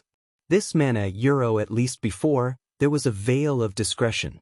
He had restrained himself, allowing only furtive glances. Though his keen observation always caught her, she could pretend not to notice. Chapter 1772. Great, he's floating now. He had been floating. Xiangling and Xiangyue stifled their amusement, exchanging glances before quietly slipping away. Zhao Shu inwardly praised their discretion, noting their keen perception. He resolved to reward them handsomely in the future. Exhaling with relief, he flashed a bright smile at Cao Cao. Though he had a plethora of thoughts swirling in his mind, he found himself at a loss for words, settling for a smile instead. Cao Cao patiently anticipated his words, but as the silence stretched on, she couldn't help but chuckle. Her laughter only fueled Zhao Shu's foolish grin. Cao Cao were engaged. Why, you're happy to marry me, right? Cao Cao fought back the urge to laugh out loud. Why was he stating the obvious? Of course, she was willing. They were already engaged. And asking such a question in public, Zhao Shu's heart raced with nervousness and insecurity. Fearing Cao Cao's reluctance, he hastened to reassure her, "Independent Illinois treat you well, I promise. Fifth brother made me swear. He won't let me off otherwise." Cao Cao's incredulous stare spoke volumes. To prevent further embarrassment, she interjected, "Is that all you have to say?" Her words instantly lifted Zhao Shu's spirits. "Oh no. I have plenty to say, but am not sure where to begin. Let's take our time, hee." It was as if fifth brother would not let him off. It was a matter of great pride for him. Cao Cao, she couldn't let him continue talking alone, or God knew what else he would say. You only have these words? As soon as Cao Cao spoke, Zhao Shu immediately became happy. Of course not. I have so many things to say, but I don't know which one to say. There's still a long way to go. Let's talk slowly, hee. Cao Cao erupted into laughter, her cheeks flushing pink. Just as Zhao Shu assumed she wouldn't respond, she spoke softly, "That's right, there's still much ahead for us. Let's stay together. Cao Cao, I've wanted to tell you this for so long.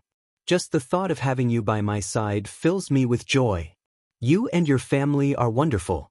Meeting you feels like I've used up all the luck of my life." Cao Cao's heart swelled with sweetness, her eyes glistening with emotion. She gazed up at him, smiling. "You're quite the smooth talker." "No, I mean every word from the depths of my heart. I swear." Zhao Shu's heart warmed at the sight of her smile. He reached out to hold her hand. "I'll stay a while longer. You can't escape me now, Cao Cao instinctively attempted to pull away, but unable to break free, she relented, allowing him to hold her hand. As she prepared to respond, a shrill female voice pierced the air. "Cao Cao, what do you think you're doing?" Startled, Cao Cao struggled to free her hand from Zhao Shu's grasp. Her hand slipped away like a nimble fish, leaving Zhao Shu feeling regretful. He shot a glare at the newcomer. Xiao Xiaoji, who had slipped in unnoticed, approached eagerly, her eyes alight. "Young Master Zhao." The shyness on Cao Cao's face faded, replaced by a cold gaze as she remained silent. Instinctively, Zhao Shu stepped in front of Cao Cao, eyeing Xiao Xiaoji warily. "Who are you? Do I know you well?" "Xiao Xiaoji hastily interjected, "I'm Xiao Xiaoji, young Master Zhao. We've discussed marriage, Hey, don't talk nonsense. Don't tarnish my name. I've never discussed marriage with you." Chapter 1773. She would not give up. Zhao Shu seethed with anger. True, he lacked parents, but his wealth and vast network of subordinates should have deterred any notion of bullying him. What arrogance led these individuals to believe he was an easy target, free for exploitation? Mrs. Lu, the patriarch's wife, and even a rural girl embodied this audacity. Unexpectedly, Xiao Zioda's words ignited Zhao Shu's emotions. "Let her speak," Cao Cao gently intervened, tugging at Zhao Shu's sleeve. Though her tone was soft, it carried an icy edge. "She's here now. She won't relent until she's made her intentions clear." Observing Cao Cao's understanding, Zhao Shu's demeanor softened. No longer rushed, he nodded, conceding, "Very well." Yet, Xiao Zioda's jealousy surged as she witnessed Zhao Shu's compliance with Cao Cao, their closeness stoking her resentment. Spewing her words with anger, she accused, "Young Master Zhao, don't be deceived by Cao. Their family is deceitful. During our marriage discussions, I pleaded for Cao Cao's assistance, but she refused. Yet she clandestinely ensnared you behind my back. What's admirable about someone who steals her cousin's beloved? Even elder aunt orchestrated against us, concealing your family's faults while scheming behind our backs. Young Master Zhao, their cunning knows no bounds. Do not fear fifth cousin. My brother surpasses him in power. He'll ascend to intermediate primus and secure high office. With him, there's nothing to fear. Zhao Shu erupted. Are you bereft of reason? Fantasies require treatment. Your brother's prowess demands examination. Perhaps a physician can discern your affliction. I reject any notion of discussing marriage with you. My discernment isn't that poor. Numerous suitors seek my hand, yet I've solely considered Cao Dao. From start to finish, she's been the only one I've desired. Since there's been a misunderstanding, allow me to clarify. Our clan has never orchestrated a marriage agreement for me. This was intentional, not an oversight. I mentioned it to dispel any misguided notions. My words were meant to preserve the dignity of my in-laws and Tao. After all, we're kin, aren't we? I hadn't anticipated that my attempt to save face would be misconstrued. Had I known, I would have rebutted your claims outright. Listen closely now. I've never entertained the idea of marriage with your familiar. Never.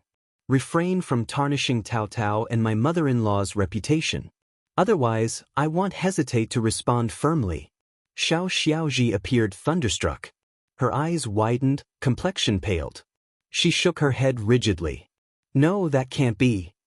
It's impossibly you treated me kindly, smiled at me, even shielded me from those unruly childrina. How could you? It must be Cao Dao, right? She deliberately lured you away, enticed you. You were interested in me initially. I despise her, loathe her to the core. Chapter 1774. Zhao Shu is extremely depressed. Cao Tao cast a glance at him. Zhao Shu hastily grasped Cao Tao's hand. What's happening, Cao Tao? Please, don't believe this. Why is everything you're saying so incomprehensible? It's absurd. In this village, who do I interact with that doesn't wear a smile or extend kindness? When did I ever appear stern as if collecting debts? I have no recollection of instructing children to avoid bumping into you. This is all baseless fabrication. Moreover, Cao Tao is an exceptional person. You're unjustly defaming her. It's evident your character lacks integrity.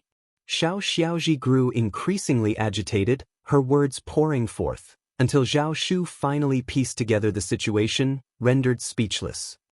So, you've truly misconstrued. Those children were merely playing around with me. I cautioned them to be careful, as one would in a crowd, without singling anyone out, least of all you. Your accusations are unfounded. Zhao Shu felt profoundly disheartened. His demeanor had always been consistentio, a smile on his face, engaging in cheerful conversation with others, his kindness genuine and selfless. Yet he was no pushover, no dispenser of unwarranted mercy. Prior to Xiao Xiaoji, no one had misconceived his intentions. Perplexed, he couldn't fathom why she would leap to such conclusions when nothing had changed. He had remained true to himself. How could he have known? Xiao Zioda's understanding was limited, buoyed by her belief in her brother's prowess as an intermediate primus. This confidence emboldened her to entertain any possibility. Then, Zhao Shu entered the picture. Her arrival, demeanor, words, actions, even her lineage, stirred something within her. She believed she could make it happen. Viewing everything through her preconceptions, she naturally veered towards her predetermined narrative. The more she dwelled on it, the more convinced she became. From Zhao Shu's perspective, his conduct was unremarkable, a product of his upbringing. However, in Xiao Zioda's eyes, it took on an entirely different hue. Xiao Xiaoji was convinced that their interactions held a special significance, exclusive to her. She firmly believed she was unique. Why else would a wealthy young man like him extend such gentleness and smiles toward her? In the days before the Xiao family's ascent to affluence, when Zhao Shu was still the scion of a rural landlord, he wouldn't have spared them a glance. Yet, Zhao Shu's flustered and exasperated explanation dealt a devastating blow to Xiao Xiaoji. Her heart felt as though it had been dealt a heavy blow, her complexion paling further as her inner world crumbled. I refuse to accept it, I refuse, she cried, vehemently shaking her head. You weren't like this before. I didn't misinterpret. Cao Cao must have ensnared you.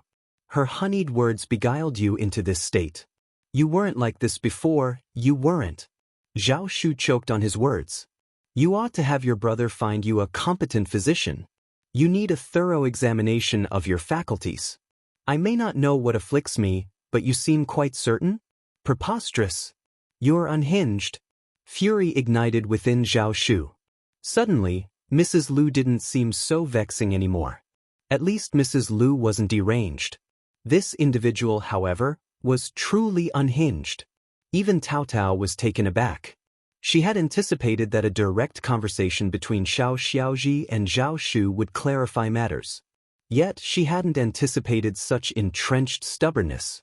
Regardless of the evidence presented, Xiao Xiaoji remained steadfast in her delusions. Chapter 1775. Believing in what they chose to believe, she operated on her own distinct brand of logic and reasoning, staunchly adhering to her beliefs regardless of their validity. In that case, there's little more to discuss, Cao Cao remarked, her gaze lingering on Xiao Xiaoji.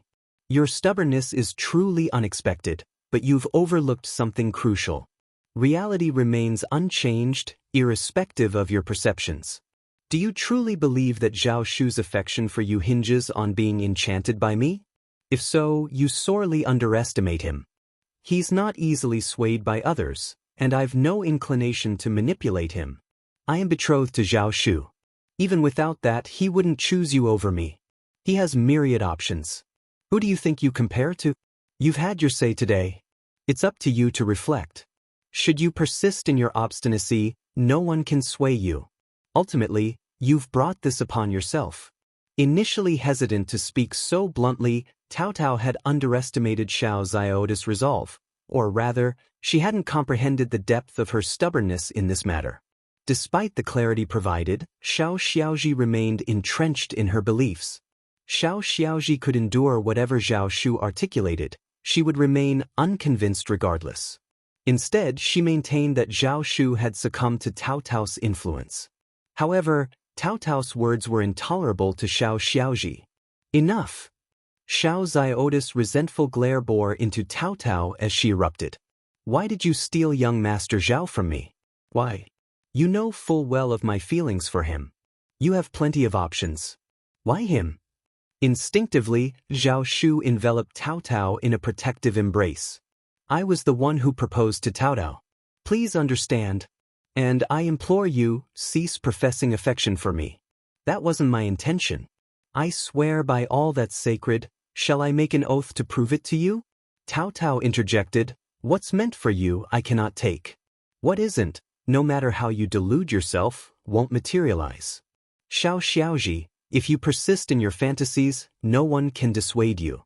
But you cannot compel others to join you in your reverie. Get someone to escort her out, Zhao Shu muttered, feeling an unprecedented urge to lash out physically. There's no reasoning with her. Let's expedite our marriage, all right? Once we're wed, we can distance ourselves from her. Out of sight, out of mind. With a resounding crash, something within Xiao Xiaoji shattered. A sharp pain gripped her heart, and unable to contain her emotions any longer, she fled, tears streaming down her face. Breathing a sigh of relief, Zhao Shu muttered, this situation was getting out of hand. Thankfully, they're finally gone. Cao Cao shot him a glance, causing him to squirm nervously. Hastily, he clasped her hand, pleading, Cao, please believe me. I have no ulterior motives towards her. I see only you, no one else. Yuro Tao chuckled softly, remarking, but you've inadvertently misled her. Choking back a retort, Zhao Shu pondered for a moment before blurting out, maybe I should be more assertive in my interactions, especially with women? No, scratch that, Yuro, I'll avoid interactions with women altogether, except for you. What nonsense is that? Cao Cao couldn't help but laugh, tears of amusement glistening in her eyes. I was jesting. Why be so rigid and petty? This isn't your fault. She's the one who chose to misconstrue things, to fixate on a dead end. There's no one to blame but her. You shouldn't change a thing because of her. That wouldn't be fair. Chapter 1776. asking, "Am not aggrieved." "Since you've said so, what do I have to feel aggrieved about?" Zhao Shu smiled brightly again. He was so easily happy. The awkward and stiff atmosphere between the two of them disappeared, and they became closer. The two of them conversed at length, and Tao Tao eventually smiled and sighed. "Let's step out." Xiao Xiaoji paid a visit. "I fear my third uncle and third aunt-in-law might stir up trouble again. We should confer with mother, brother, and sister-in-law beforehand, just so they're aware of the potential repercussions should third uncle and third aunt-in-law show up." "Absolutely, it's wise to be proactive." Zhao Shu nodded earnestly before lowering his voice. "I'm deeply sorry for causing such turmoil." "No." Tao Tao shook her head. "You're not to blame. It's inconsequential. We needn't dwell on it." Zhao Shu chuckled. "Fair point." As they approached the main room, Miss Fong emerged questioning, "Why did I hear Ji crying outside? When did she arrive? Did she seek you out? What transpired?" Now was the time to set the record straight. Tao Tao recounted the entire encounter in meticulous detail, while Zhao Shu seized every opportunity to reaffirm his stance and intentions. Listening intently, Ms. Fong oscillated between annoyance and amusement. However, mindful of Zhao Shu's presence, she refrained from commenting further, instead offering a placating smile. "That family is notorious for their penchant for discord, always finding fault in trifles. I understand now. You needn't worry, nor take them seriously." Tao Tao smiled graciously. "Of course, I'll heed your advice. I knew I could rely on you." With a chuckle, Ms. Fong suggested, "Feel free to relax in the room or venture into the back garden to gather some seasonal fruits. We have an abundance of delicious options, including strawberries, loquats, plums, bayberries, and dragon fruits." All right, well go now." Zhao Shu chuckled. "The fruits from my mother-in-law's fruit tree are the sweetest. They're even better than those from other places." Ms. Fong was also amused. "Pick more and eat more." "Okay." Observing the departure of Zhao Shu and Tao Tao alongside the maidservant, Ms. Fang's lips curled into a sneer. Summoning Ms. Su and Yang Xiaoni, she gathered Chunyu and the other maids before marching straight to the third section of the family. Aware of the situation, she couldn't afford to remain idle at home, awaiting the arrival of Ms. Ma and third uncle. Thankfully, Zhao Shu possessed a magnanimous spirit and genuinely cherished Tao Tao. Otherwise, if it were anyone else, how could they not recoil in disgust and discomfort from such circumstances? This issue gnawed at her, a thorn poised to ignite at any moment in the future. What repercussions might it entail for Tao Tao? Did Xiao Xiaoji truly believe she could demand reparation for her dowry? Did she expect the first section of the family to serve as a source of pride for her? Absurd fantasies.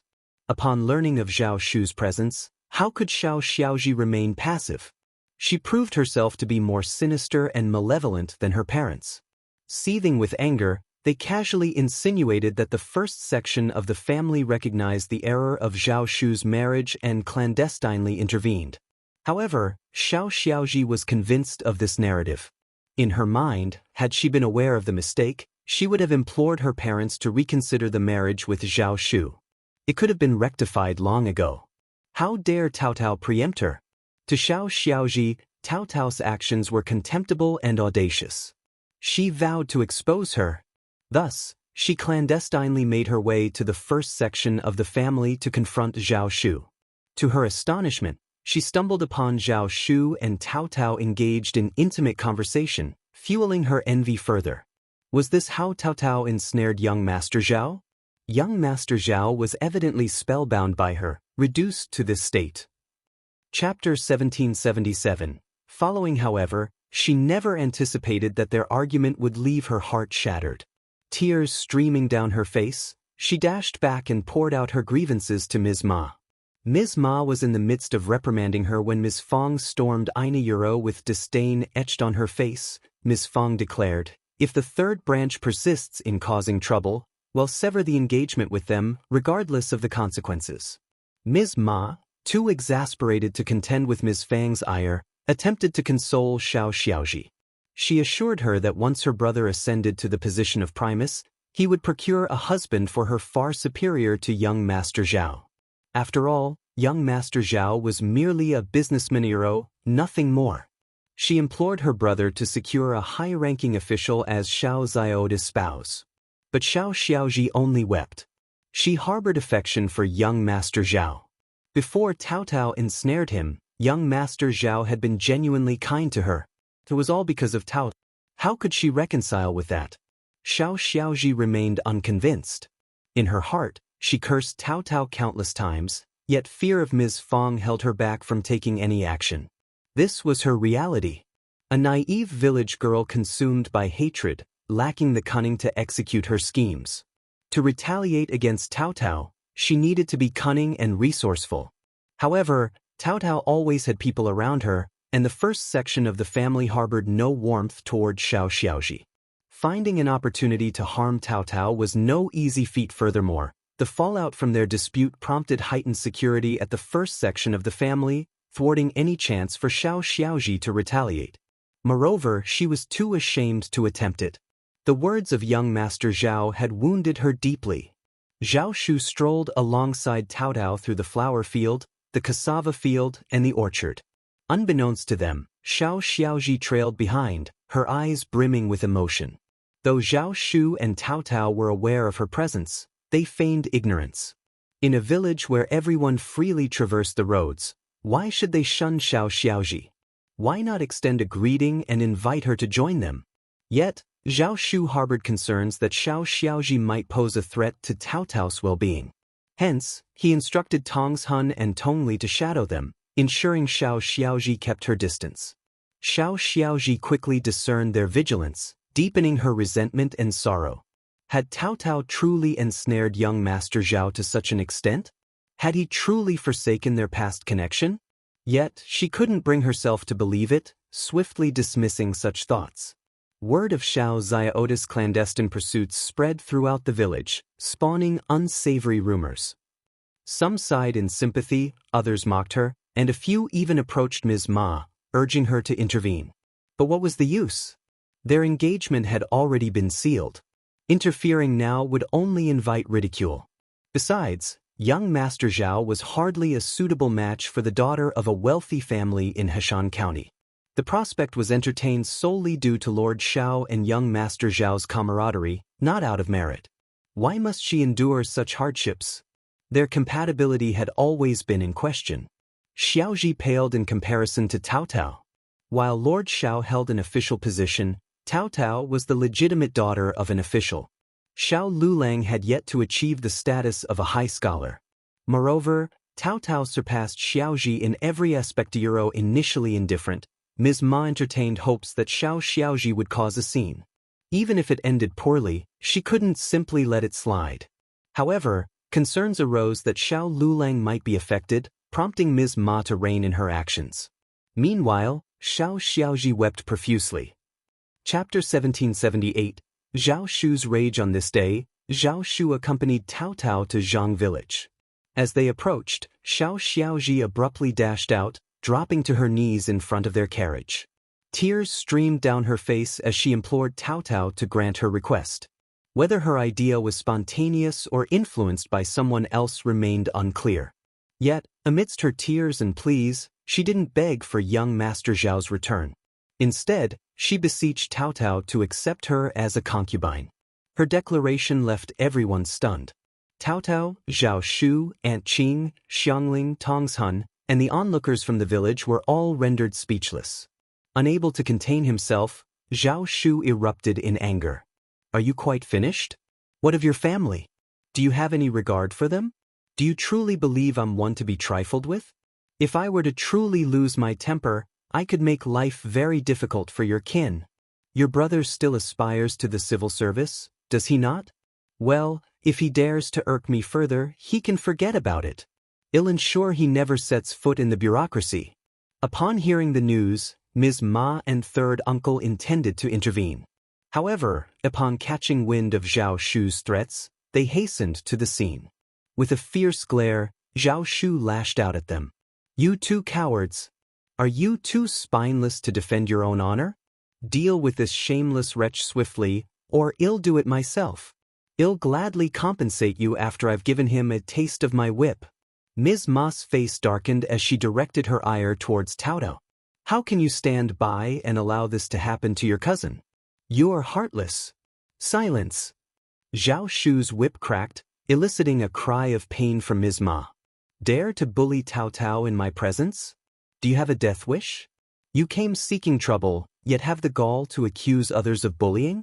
Cao Cao intervened, his voice cold. Xiaoji has clearly lost her senses.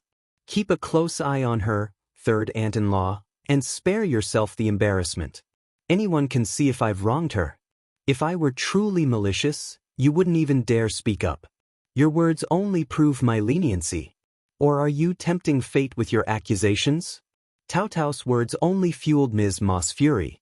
The villagers had never witnessed Zhao Shu lose his temper before. They had always regarded him as even-tempered. Seeing him now, their hearts raced with an unexplained fear. He was a young master hailing from a wealthy family in Jiangnan. While he could be amiable when pleased, it was foolish to assume he lacked a temper. He possessed both the means and the confidence to assert himself. With his confidence came the power to potentially ruin the Shao family's standing hero. Ms. Ma and third uncle, shocked and enraged, found themselves unnerved without cause. Even Shao Xiaoji appeared taken aback. Through clenched teeth, third uncle retorted, "Stop bluffing. Do you think there's no law here?" Zhao Shu smirked. "Naturally, I uphold the laws of the Great Qin Empire. Care to test me? With a mere utterance, I could ensure your family suffers a fate worse than death, all within the empire's legal bounds. Would you like to try me?" Third uncle fell silent, his fear palpable. Deep down, he knew it to be true. Yet he dared not tempt fate. He wouldn't have dared to provoke even a minor landlord in a neighboring village, let alone someone of Zhao Shu's stature. Aunt Qing cast a glance at the gathered crowd. Nothing to see here. Scatter. Tongs Hun, quickly, get the carriage ready. Chapter 1779. It worked. Zhao Shu shot third uncle a frigid glare, his voice dripping with disdain. You're overestimating yourself. I've extended courtesy, but you refuse it. I won't bother anymore. Who do you think you are? Your attempts to repulse me are futile. You're unworthy. With that, the carriage departed.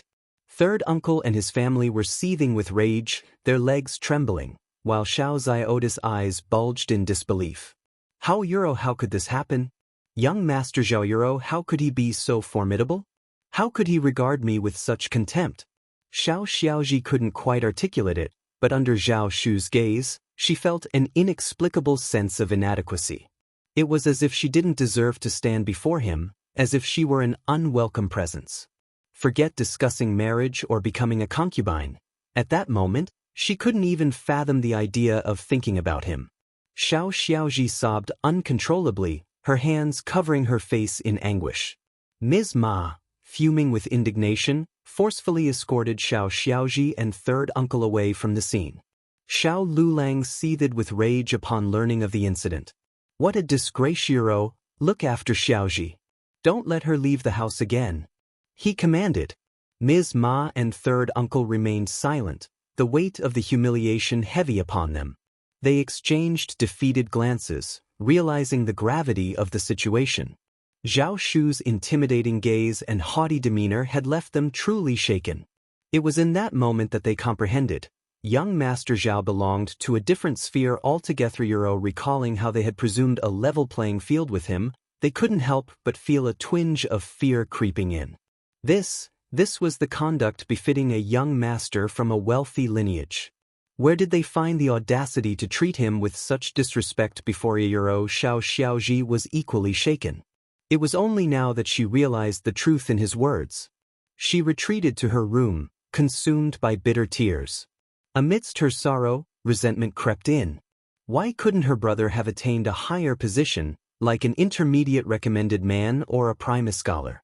If it had been him instead of Xiao Yunduan, would everything have unfolded differently? Would she not have felt so unworthy in front of young Master Zhao? It was all her brother's fault for being ineffectual. Cao Cao hadn't anticipated Zhao Shu's intensity this time. Yet, in the blink of an eye, Zhao Shu cast a nervous glance her way, his smile cautious. Tao Tao Euro, I hope I didn't scare you. I'm sorry. Euro, I just couldn't contain myself. I won't treat you like that, I promise. I'll heed your words. Tao Tao couldn't help but chuckle, the tension dissipating instantly. No need to apologize. It's a good thing if you can put them in their place. If Xiaoji keeps causing trouble, who knows what might happen. Continuing like this would only bring disgrace upon their family. They couldn't afford to let it slide, lest they become a laughingstock. Zhao Shu breathed a sigh of relief, his smile brightening. That's reassuring. Observing his genuine smile and sincere gaze, Tao Tao sighed inwardly. Perhaps this was the lot of every Ionia Euro. As long as he treated her well, it sufficed. Regardless of his interactions with others, it wasn't her concern. Zhao Shu's firmness proved effective. The opposition immediately wilted, surrendering like a quail. In mid-June, Zhao Shufang and Tao Tao bid farewell, hastening back to Jiangnan to oversee their business affairs. They also made a brief visit to the capital. Chapter 1780. The couple eliminates bad luck. Zhao Shu didn't have much business in the capital, but he intended to assist Xiao Xian and Xiao Yunduan with anything they might need help with. He also aimed to gather information about the city. Xiao Yunduan had cautioned him against mingling with the nobility to inquire about court matters or about the crown prince and other princes. Zhao Shu kept this in mind, but he had no qualms about seeking information on other topics. Xiao Yunduan and Xiao Xian resided in a place like An's province, thus lacking extensive knowledge of the capital's affairs. Given Xiao Yunduan's sensitivity, probing into the capital's intermediate matters could have dire consequences if discovered. Yet, Zhao Shu had little to fear. It was more beneficial for him to learn about the situation and share it with them than to remain ignorant. Back in Xiaoding village, Xiao Lulang participated in this year's examination as planned. Perhaps fueled by the provocation he had faced, his diligence finally paid off. He emerged as a recommended man in the fall quarter examinations. Though he didn't surpass Xiao Yunduan, who still remained at the bottom of the rankings, reaching this advanced level was an achievement worth celebrating. The villagers of Xiaoding village looked on with envy. The Xiao family's fortune seemed boundless. They already boasted a primus in Lord Xiao, and now a recommended man. Third uncle and Ms. Ma were brimming with motivation. Their smiles stretched wide, radiating pride that seemed to touch the sky. The couple banished the ill luck of the past days, praising Xiao Lulang as if his rise to an intermediate advanced scholar and eventual government official was a foregone conclusion. They even hinted that Xiao Lulang would navigate the capital's political circles with finesse, ensuring success and avoiding any conflicts with the nobility. Implying a contrast with Xiao Yunduan. When the villagers offered their congratulations and expressed envy, third uncle and Ms. Ma made sure to include Xiao Yunduan in the celebrations. Yet, there lingered a slight dissatisfaction in their hearts, as they only elevated Xiao Yunduan to the status of primus while lauding their Lulang as a recommended man. So what if Xiao Yunduan held the title of primus? If he could achieve it, then Lulang certainly could too. Previously, Lulang had just faced a bit of bad luck. Therefore, when showcasing her son's accomplishments, she felt the need to subtly undermine Xiao Yunduan. Ms. Fong sneered upon hearing the news. She refused to let her family stoop to their level. This is laughable. Let them revel in their arrogance. They're merely deluding themselves. I wonder how they'll come crashing down in the future. A recommended man who ranks third from the bottom in Yuzhang, aspiring to become an advanced scholar and even dream of reaching the intermediate primus status? Ha, what a joke. Despite Ms. Ma and third uncle's determination to hold a grand banquet to celebrate, Ms. Fong refused to lend her support. When she pressed Ms. Ma and third uncle about Xiao Yunduan's earlier remarks, they found themselves too embarrassed to offer any rebuttal. Deep down, they couldn't shake off the feeling that the villagers were intentionally comparing Xiao Yunduan unfavorably to Xiao Lulang. The numerous sarcastic comments only fueled their doubts. Rendering Ms. Ma and third uncle speechless, Ms. Fong remarked with a smile, "I pity my son. Why would you undermine him while supposedly supporting him? You trample on my son's achievements and then expect me to finance a celebration for yours? Do you think I'm foolish or easy to bully, Ms. Ma, third brother?" Chapter 1781. Don't go, let me make this clear. You're not allowed to meddle in this affair either. If you dare to intervene, believe me, I can rally enough people to turn the tables at the banquet. Ms. Ma and third uncle seethed with indignation. Annoyed, Ms. Ma retorted, I was just talking casually, it's not that big of a deal. My words have no bearing on Wulong's situation. Sister-in-law, you're being petty and overly serious. Besides, when Wulong passed the exam and Lulang didn't make it to intermediate, you all mocked us. Why should we bother arguing with you? Third uncle chimed in, nodding in agreement. Exactly. We couldn't care less, so why are you so bothered? Ms. Fong sneered. Stop twisting the truth. I distinctly remember you all saying that Yunduan only lucked into his intermediate recommendation and isn't as capable as your Lulang. The recollection incensed Ms. Fong. Enough. Keep spewing lies and I won't hold back. Don't think Lulang's recommendation gives you any power over us. My Yunduan is a prefect, and you're still wet behind the ears. Third uncle interjected furiously, Alright, I get it now. You're just envious. This is nothing but wounded pride. We extended an olive branch in goodwill, offering you an opportunity. If you're not interested, forget it. And when our Lulang achieves success in the future, don't even think about seeking his help. Exactly. If you think we can't afford a banquet, think again. Not only will we hold it, but we'll make it a grand affair. That's right. Since you're acting like this, don't bother coming to the banquet. Ms. Ma refused to let the first branch of the family enjoy the banquet she had prepared. Perfect. Ms. Fong remarked with a smirk. I couldn't care less. I won't attend either way. You can apologize to me first and then extend an invitation. Otherwise, count me out of all your events. Third uncle and Ms. Ma grew even more incensed. She still expected an apology? This sister-in-law was truly living in a dream. Yang Xiaoni couldn't help but inquire, Mother, if we skip out on these noodles, does that mean we can skip the gift-giving too? Ms. Fong shot a pleased glance at Yang Xiaoni. Despite her simple nature, she had a knack for shrewd conversation. Absolutely. You won't see a single coin from me. Yang Xiaoni chuckled. Oh, what a silly question I asked. Of course. Third uncle and Ms. Ma were taken aback. They exchanged anxious glances. As thick-skinned as Ms. Ma was, she couldn't retract her statement. Refusing to provide the gift money? Unthinkable. Everyone knew the first branch of the family was affluent, and their familial ties demanded generosity, if not more. Their bravado waned instantly. They dared not utter another word and departed crestfallen. Xiao Lulang had been swamped with engagements lately, attending one banquet after another. Upon returning to the village, he overheard some troubling chatter. Incensed, he reprimanded third uncle and Ms. Ma.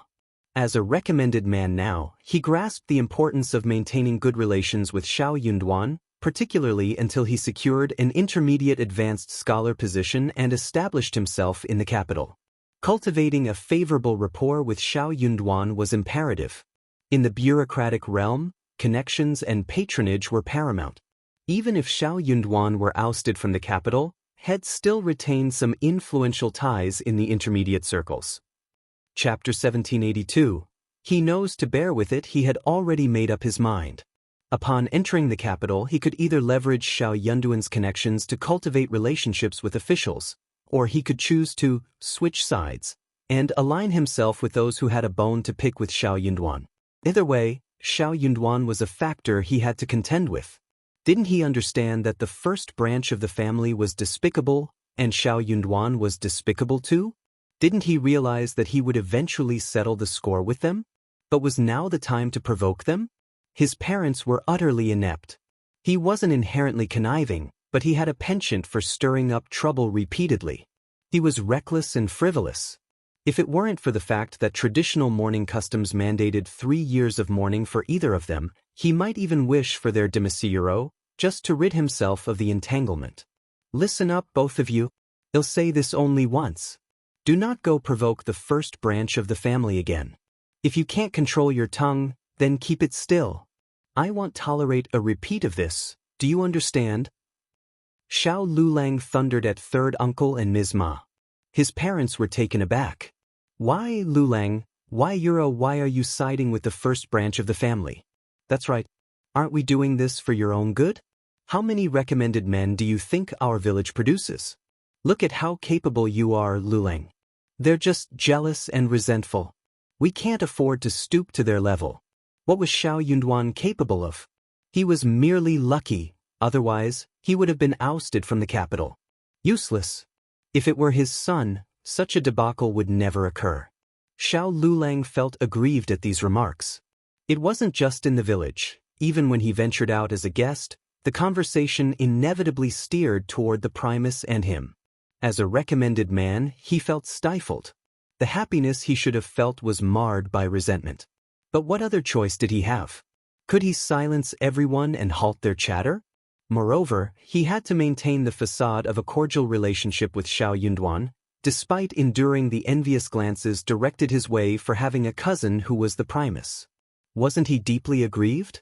Yet, he begrudgingly acknowledged that he received more praise, flattery, and conveniences because of this association. It was utterly vexing and intolerable.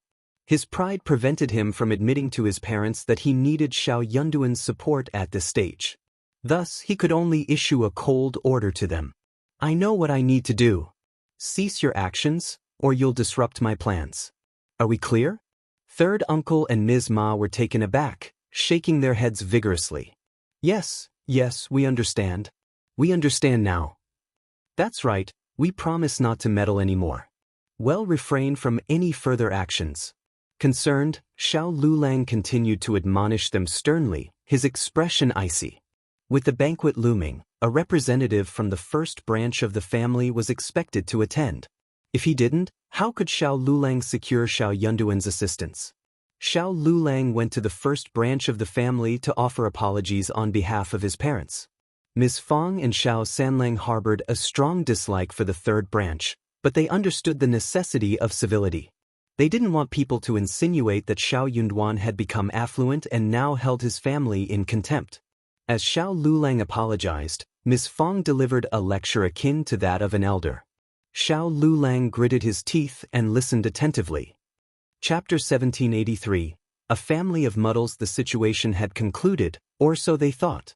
However, at the banquet, while the gifts from the first branch of the family appeared impressive, they lacked practicality, and the monetary contributions were meager.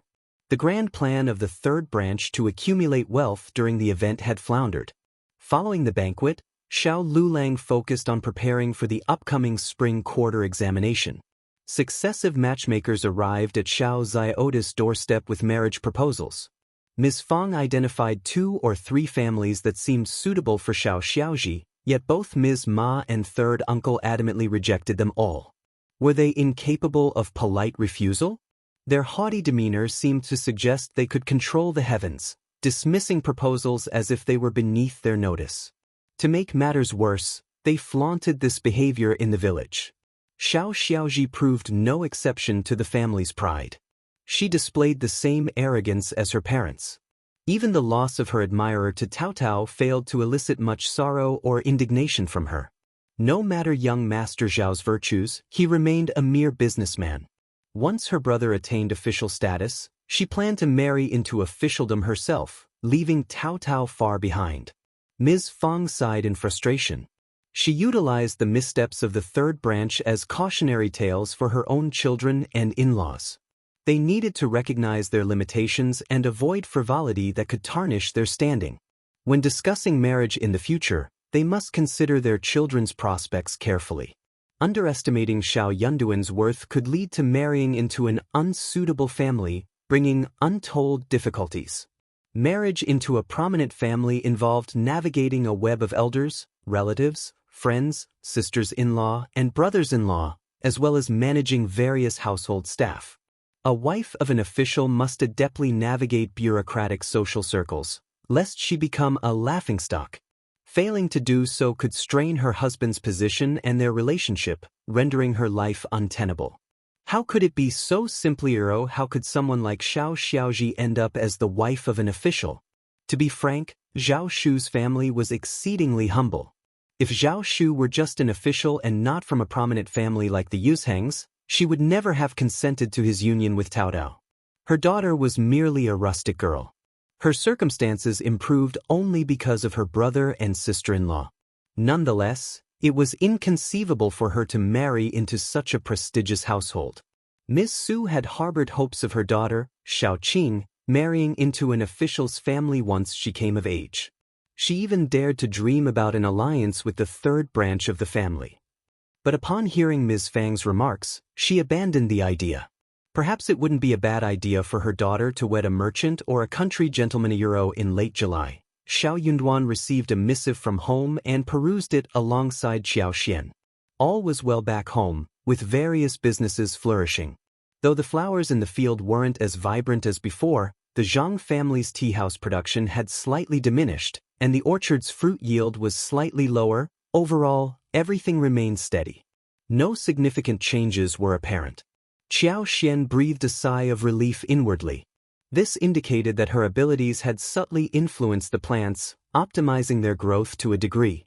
As long as the soil and water conditions were suitable and managed properly, yields would remain consistent, a marked improvement over those without such abilities. She felt reassured. After all, it was impractical for her to traverse the world multiple times a year solely for this matter. In this era, transportation was arduous, making such journeys challenging. Chapter 1784. Delivered. She would conduct her rounds once every 3 to 5 years, diligently fortifying and refining her efforts each time. It was an achievable task. In the correspondence, they discussed Xiao Lulang's examination results. Despite ranking third from the bottom, it was still a commendable achievement. Xiao Xian beamed. Impressive that Xiao Lulang managed to secure a rank. The third branch must be bursting with pride. Third aunt-in-law must be positively beaming. Xiao Yunduan echoed her sentiment. Indeed, the third branch is elated, but with our mother here, they dare not overstep. Xiao Xian nodded in agreement. Without Ms. Fang's presence, eldest uncle might have been so overjoyed that he'd consider bequeathing more than half of the family's estate to the third branch. The conversation lingered on. Xiao Yunduan mentioned Xiao Lulang's lack of ambition to advance to the rank of intermediate advanced scholar, a sentiment Xiao Xian shared. As long as Xiao Lulang remained neither an advanced scholar nor an official, Xiao Xian worried about potential repercussions for Xiao Yunduan. Xiao Yunduan saw no issue. He had acquired ample study materials from Xiao Lulang and possessed a solid foundation. Passing the intermediate examination after a few days of dedicated study was well within his capabilities. Yet, advancing further posed a considerable challenge. It was worth noting that only 200 to 300 individuals were admitted as advanced scholars during the spring examinations. Not only did scholars from across the empire participate, but also seasoned veterans and previous candidates. The competition was fierce. He understood Xiao Lulang's limitations. In such a cutthroat intermediate competition, Xiao Lulang had no chance at all. Along with the letter from Yuezhing Xiao came the customary assortment of fruits. Mid-June marked the season for various fruits to ripen and be harvested. Yuezhing Xiao had already dispatched emissaries twice before, and this delivery marked the third. Dragon fruit, lychee, longan, mango, papaya, pineapple, honey peaches, and more overflowed from the 5 large baskets, as was customary. Harvested in the early morning and swiftly plucked from the trees, they arrived in En's province 2.5 days later, still impeccably fresh. The baskets, half the height of a man, brimmed to the top. How could Xiao Xian and Xiao Yunduan consume such abundance? 2 baskets were sent to Zheng Sang and the others, allowing them and Meng Wanfa's entourage to savor these tropical delights not commonly found in the northern regions. Though modest, there was enough for everyone to sample a few lychee, dragon eyes, and a mango. Xiao Xian and Xiao Yunduan retained 1 basket from the remaining 3, distributing some among the servants. The other 2 were dispatched to the court for Jia Hemming to sample, with a portion reserved for Mrs. Guan, who resided in the back office. It would be remiss not to share with her. In any case, such matters were inconsequential to them. On another note, despite having a surplus stored in her interspace, she could only indulge in these delicacies discreetly. Each time these shipments arrived, she covertly retrieved some for herself. Despite the orchard's expansion, the overall yield remained inadequate. On average, each fruit tree only yielded a few hundred mu. The output wasn't even sufficient for local consumption, let alone exportation. Fresh fruits weren't conducive to long-distance transportation, especially considering the rugged terrain, scorching weather, and lack of effective preservation methods, all of which would inevitably lead to significant losses. Naturally, immediate sale was the most pragmatic option. Chapter 1785. Estrangement. Though An's province and Yuzhong were a mere 500 miles apart, the road conditions were deplorable. Rarely did individuals from Yuzhong venture here, resulting in minimal interaction between the two regions. Furthermore, tropical fruits were scarce. Not a single specimen graced the markets of An's province, leaving its denizens oblivious to the existence of the luscious southern delights already adorning the Yuzhong market hundreds of miles away. Upon receiving the lychees, longans, mangoes, and dragon fruits at the government office, the scribes indulged, their eyes alight with delight as they lavished praise upon the fruits. This is lychee and longan. As for these mangoes and dragon fruits, I've never tasted anything like them. Truly delicious. Lord Xiao's generosity knew no bounds. To share such precious fruits with everyone was a gesture of unparalleled kindness. Deputy Prefect Guan, known for his fondness for good food, partook eagerly. Similarly impressed and envious, he couldn't help but jest, Lord Xiao's acquaintance must possess an abundance of such fruits. They've sent them here multiple times already. Lord Xiao's family must be weary of them. It's a shame we can't afford such luxuries, or else we could have requested more from Lord Xiao's friend Euro. His sarcasm was thinly veiled. Lord Xiao and his family must be tired of these leftovers, hence their arrival here. Why treat them like treasures? If Lord Xiao were truly sincere, wouldn't he have sent more? It was merely lip service. So why rejoice? They don't value you, they're simply discarding their excess. His words cast a pall over the gathering, each individual exchanging uncomfortable glances. However, given his position as deputy prefect, none dared to challenge him openly. They could only offer strained smiles and remain silent. Jia Heming, who had a public falling out with him long ago, refused to humor him. With a sneer, he retorted, "So what if Lord Xiao's family is tired of them? That doesn't diminish the value of these fruits.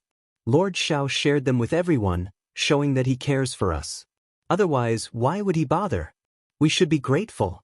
If it weren't for Lord Xiao, we wouldn't have the opportunity to taste such exquisite fruits in our lifetimes. If you don't appreciate them, that's your prerogative. But to demand more from Lord Xiao?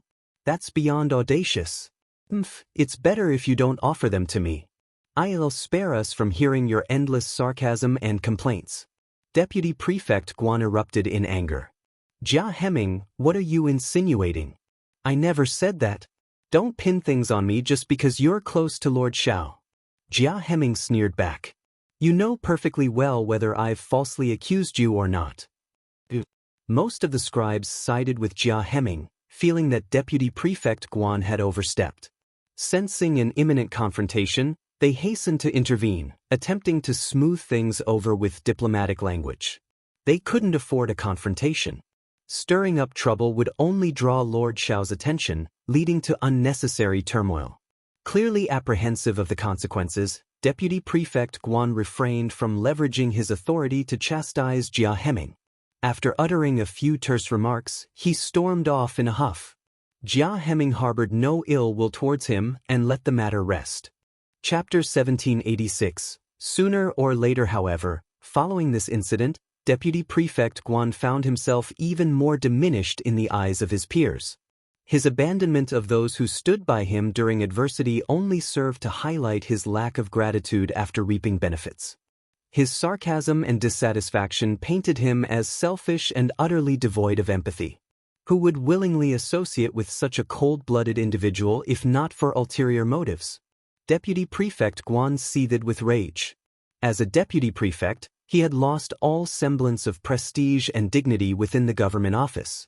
Since the incident with the account book, contempt from Jia Heming and his cohorts had intensified. Meanwhile, Lord Xiao effortlessly endeared himself to others. A few meager fruits were all it took to elicit gratitude from everyone. Truly remarkable. Although the spectacle concluded swiftly, Xiao Yunduan was aware of the incident. He chuckled at Deputy Prefect Guan's outburst but didn't take it to heart. That was all that remained of his tolerance. He retained Deputy Prefect Guan solely to avoid further disruption until his wife gave birth. Yet, in the shadows, he was far from idle. His knowledge of the 3 prominent families and various bandit hideouts had expanded significantly. With ample evidence, including Deputy Prefect Guan's past deeds, Xiao Yunduan had initiated thorough investigations. His administration couldn't afford to harbor someone in the deputy prefect's position who didn't align with his agenda. His ending was already set in stone. Sooner or later, towards such a person, he naturally could not be bothered to argue with him over small matters. At the end of July, Qiao Xian, with her swollen belly, finally went into labor one night. Since July, the eastern courtyard of the state government had been diligently preparing midwives, baby clothes, swaddling blankets, gauze, cotton, and an array of medicines stood ready for any eventuality. 2 weeks prior, the midwives took up residence in the eastern courtyard, providing a sense of reassurance to all. After all, Qiao Xian could go into labor at any moment after July. Both novices, the couple couldn't contain their nerves, oscillating between joy and worry, each trying to shield the other from their own anxieties. Yet, their conflicting emotions were palpable. Finally, the awaited day arrived. When the midwives rushed in to announce that Madame's water had broken, a collective sigh of relief escaped their lips. It was time. But their relief was short-lived as nervousness crept in once more. "Don't be frightened, Yuro." Xiao Yun sat by the bedside, gently holding Qiao Xian's hand. Addressing the midwives, he implored, "Take excellent care of my wife. Don't leave her side. They'll be outside. If you need anything, call for me. I've heard that childbirth can be excruciating. If my wife is in pain, please find a way to alleviate Euro." The midwives concealed their amusement. Wasn't it common knowledge that childbirth was agonizing? Why else would it be likened to traversing the gates of hell, with some even teetering on the brink? They understood their lord's anxiety for his wife's well-being. Having resided in the state government office for over half a month, they witnessed firsthand his nervousness and adoration towards his wife. However, they couldn't voice their thoughts directly. Chapter 1787. About to give birth, Lord, rest assured. Madame's baby is positioned perfectly, and she's in excellent health. The delivery will undoubtedly be smooth. Indeed, indeed. Lord, you're overly concerned. I've delivered countless babies in my lifetime. Madame's condition is ideal. She'll be just fine. Euro, of course, labor pains are inevitable for every expectant mother. It's a small price to pay for the miracle of childbirth. It'll pass quickly. Madam, this is your first child. Subsequent deliveries will be easier. Yes, yes. The midwives prattled on, their nonsensical chatter soothing Qiao Xian's anxious heart. Childbirth wasn't a walk in the park. Even if Shed never experienced it firsthand, Shed witnessed the trials of labor. Especially in ancient times, with medical knowledge practically non-existent, childbirth was akin to surrendering to fate, relying solely on luck. Fear lingered, but it wouldn't deter her from the inevitable. Countless women had borne children naturally. She could too. Xiao Yunduan felt a semblance of relief. He smiled at Qiao Xian. You heard them, my dear? The midwives are seasoned professionals. If they assure us that everything will be fine, then it will be Euro. I'll be waiting eagerly for you and our child. Although Qiao Xian felt no abdominal pain, she dared not move, fearing the sensation of amniotic fluid trickling down. She looked up, smiling at Xiao Yunduan as she intertwined her slender fingers with his. I understand. You can leave now. Euro giving birth was a vulnerable moment, and she didn't want him hovering over her every second. Besides, there was little he could do to assist. If he could, perhaps they could reconsider. Xiao Yunduan enveloped her in a tender embrace, planting a gentle kiss on her forehead before reluctantly pulling away, his heart pounding with a mix of emotions. He grasped her hands tightly, unable to tear his gaze away. His lips trembled, a torrent of feelings flooding his heart: anticipation, excitement, tenderness, nervousness, Worriero countless words clamored for expression, but he struggled to find the right ones. I'll be waiting for you. Xiao Xian's smile was reassuring. Don't worry. I am not worried. I'm not. And you shouldn't be either. Okay. As they seemed to bid farewell for an uncertain duration, the two midwives sighed inwardly. Their lord and lady undoubtedly shared a strong bond, yet their parting was bittersweet. Lord, it's best you leave now. Madam needs rest, and it's still early after her water broke. Lord, go attend to your duties. There's still time. Xiao Yunduan was taken aback. Too early? Confusion clouded his thoughts. He had anticipated the birth to be imminent. Xiao Xian shared his bewilderment. Despite her water breaking, she felt no contractions. Wasn't childbirth supposed to be excruciating? Please go. I'll manage. I'll be just outside. I'm not going anywhere. I'll write €1 after much coaxing. The midwives finally persuaded Xiao Yunduan to step out of the delivery room. Though he remained nearby, his heart remained tethered to Xiao Xian, waiting anxiously outside the door. Chapter 1788. Pain. In addition to the two midwives, Li Xia was also present in the delivery room. Soon, Ms. Song and Ms. Miao, accompanied by Qiao Qiao and Qing Lian, arrived after receiving the news. The prospect of Madame giving birth filled everyone with joy and anticipation. After exchanging pleasantries with Xiao Yunduan, Ms. Song and Ms. Miao changed into clean attire, washed their hands, and hurried into the delivery room. Xiao Yunduan refused to leave the two midwives alone with Qiao Xian, despite their careful screening and assurance of competence. However, when the midwives mentioned that the process would be prolonged, they meant it. Qiao Xian drifted in and out of consciousness, sipping on chicken soup and millet porridge. As darkness descended, the room's lights grew brighter, and she finally felt the onset of labor pains. The pain intensified gradually, growing unbearable with each wave, akin to a relentless tidal surge. Qiao Xian clenched her teeth, her body tensing involuntarily with each wave of agony, leaving her dizzy and breathless. A strangled moan escaped her lips as she endured the excruciating pain of childbirth. Her distress seemed to rouse Xiao Yunduan's anxiety, his urgent voice barely audible through the door, prompting tears to well in her eyes. Chaos ensued in the delivery room. Ms. Song and Ms. Miao worked tirelessly to calm Xiao Yunduan, who was on the verge of bursting into the room. Meanwhile, Madame Xiao endured until her cervix fully dilated, much to the relief of the midwives. Upon hearing their assessment, Qiao Xian felt a glimmer of hope. She took a few sips of ginseng soup and endeavored to follow their instructions, determined to see the process through. The pain remained intense, but in this moment, there was hope. With determination, Qiao Xian persevered, and the delivery progressed smoothly. Within mere minutes, she sensed a release, her limbs relaxing instinctively. Before the haze of exhaustion lifted, she was greeted by the cries of her newborn and the jubilant laughter of the midwives and Ms. Song. She's delivered the baby. It's a young master. Congratulations, Lord and Lady. Congratulations, Madam. Congratulations, Lord. Swiftly, the midwife swathed the infant in a soft crimson blanket and presented him to Qiao Xian with a beaming smile.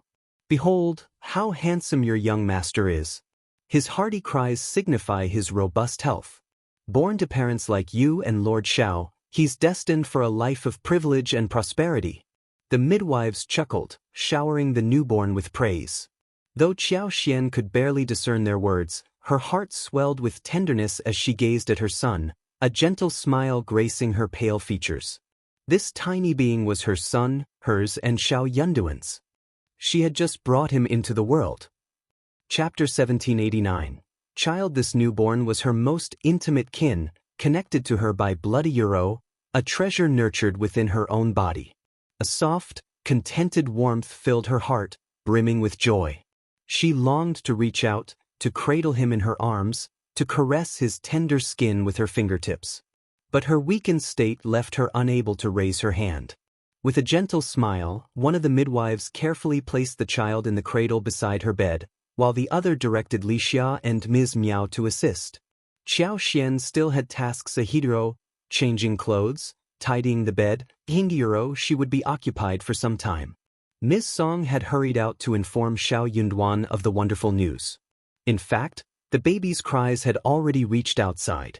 The delivery room door remained ajar, with only a lowered curtain for privacy. The atmosphere was jubilant.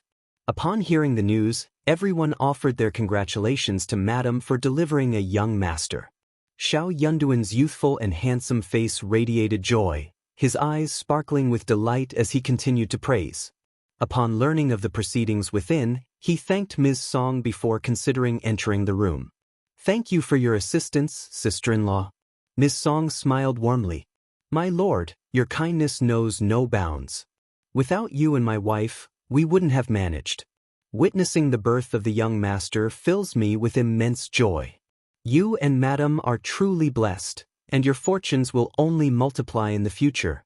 With these words, Ms. Song entered the room to lend a hand. Xiao Yunduan paced the hallway, his gaze flitting towards the room. Eventually he found solace, though his smile remained irrepressible. At last, the weight of the joyous news settled firmly within him, and a smile tugged at his lips. He had a soniro, a child born of their love. He had become a fatheriro, he had yet to lay eyes on the little one his wife had brought into the world, but regardless of appearance, the child was their cherished treasure. Moreover, his wife was radiant with beauty. Surely, their little one would be equally adorable. After patiently waiting for about half an hour, everything was finally in order. The bedding had been changed, rendering it clean and plush. Though Qiao Xian hadn't had the chance to bathe, she felt refreshed after wiping herself down with a dry towel and donning clean pajamas. It had been too long since she had felt such relaxation. It was utterly gratifying, akin to a rebirth. Nestled against the bed's headboard, she gazed fondly at her slumbering son in the cradle before her, her eyes brimming with warmth and adoration. She whispered to him in her heart, "Everything I've endured, it's all for you. Every hardship, every sacrifice, willingly given. As long as you're healthy and safe, it's all worth it. You must thrive, my darling." As Qiao Xian contemplated her baby, Xiao Yunduan entered the room. With Ms. Song, the midwife, Li Xia, and the others having departed, the family of three was left in solitude. Qiao Xian's eyes brightened. "Husband." Xiao Yunduan settled beside her on the bed, enveloping her in his arms. He tenderly caressed her face, sympathy evident for her pallor. Pressing a gentle kiss to her lips, he murmured, "Thank you for everything you've endured." Chapter 1790. Thank you. Despite the smooth delivery, Xiao Yunduan couldn't help but feel a pang of fear at the sight of the blood on the other end. His wife had sacrificed so much and worked tirelessly for the birth of their child. This level of hardship wasn't fleeting. It had endured for months. And yet, raising a child would prove even more challenging. The depth of his compassion deepened at the thought. Initially, Qiao Xian hadn't dwelled on it, but as she found solace in his embrace, she suddenly felt overwhelmed, on the verge of tears.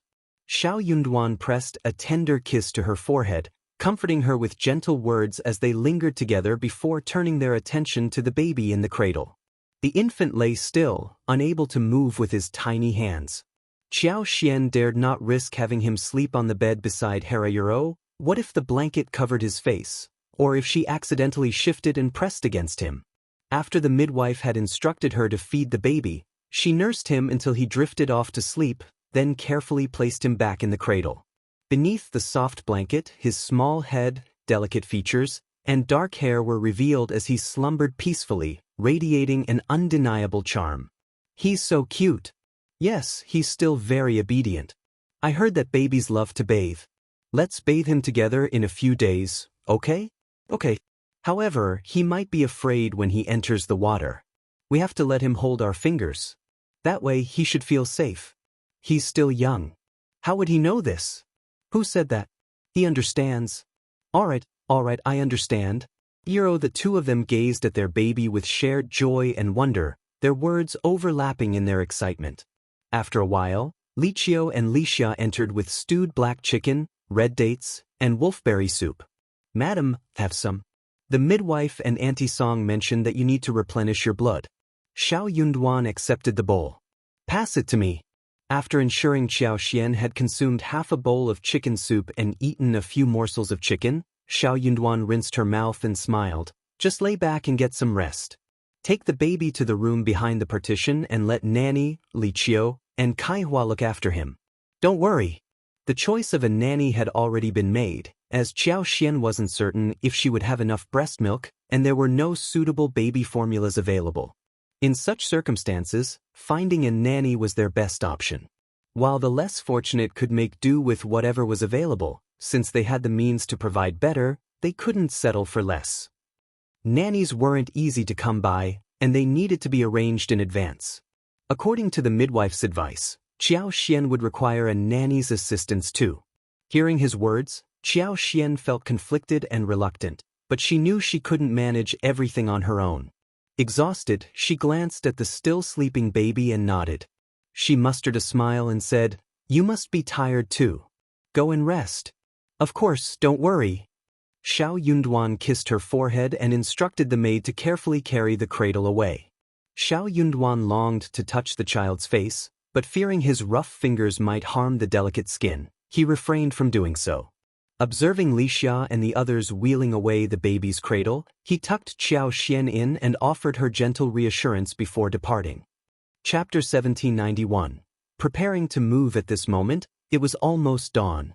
In the dark blue and black intermediate sky, the morning star was as dazzling as a diamond. It hung alone in front, its position so low that it seemed like it could be raised with a raise of its hand. It was almost dawn. Xiao Yunduan was so excited that he was no longer sleepy. He simply went to the study and sat down quietly. He wrote a few words and waited for dawn. He and Xiao Xian's baby was finally born smoothly. He was both happy that he was a beginner father and felt that this was a good sign and a good sign. His child was born successfully, and his wife seemed to be in good condition. After a few days of nourishment and confinement, her body was still very healthy. Then, he could plan his next step. He could not continue like this. Sooner or later, he would be ready to take action. He had been in An's province for almost a year, but he had not done anything. He had taken control of the prefect's office and solved the problem of the rice seeds and the debt owed by the state office, which was nothing to Xiao Yunduan. Any one of these three questions was enough to crush a normal prefect lord to the point where he had no choice but to submit.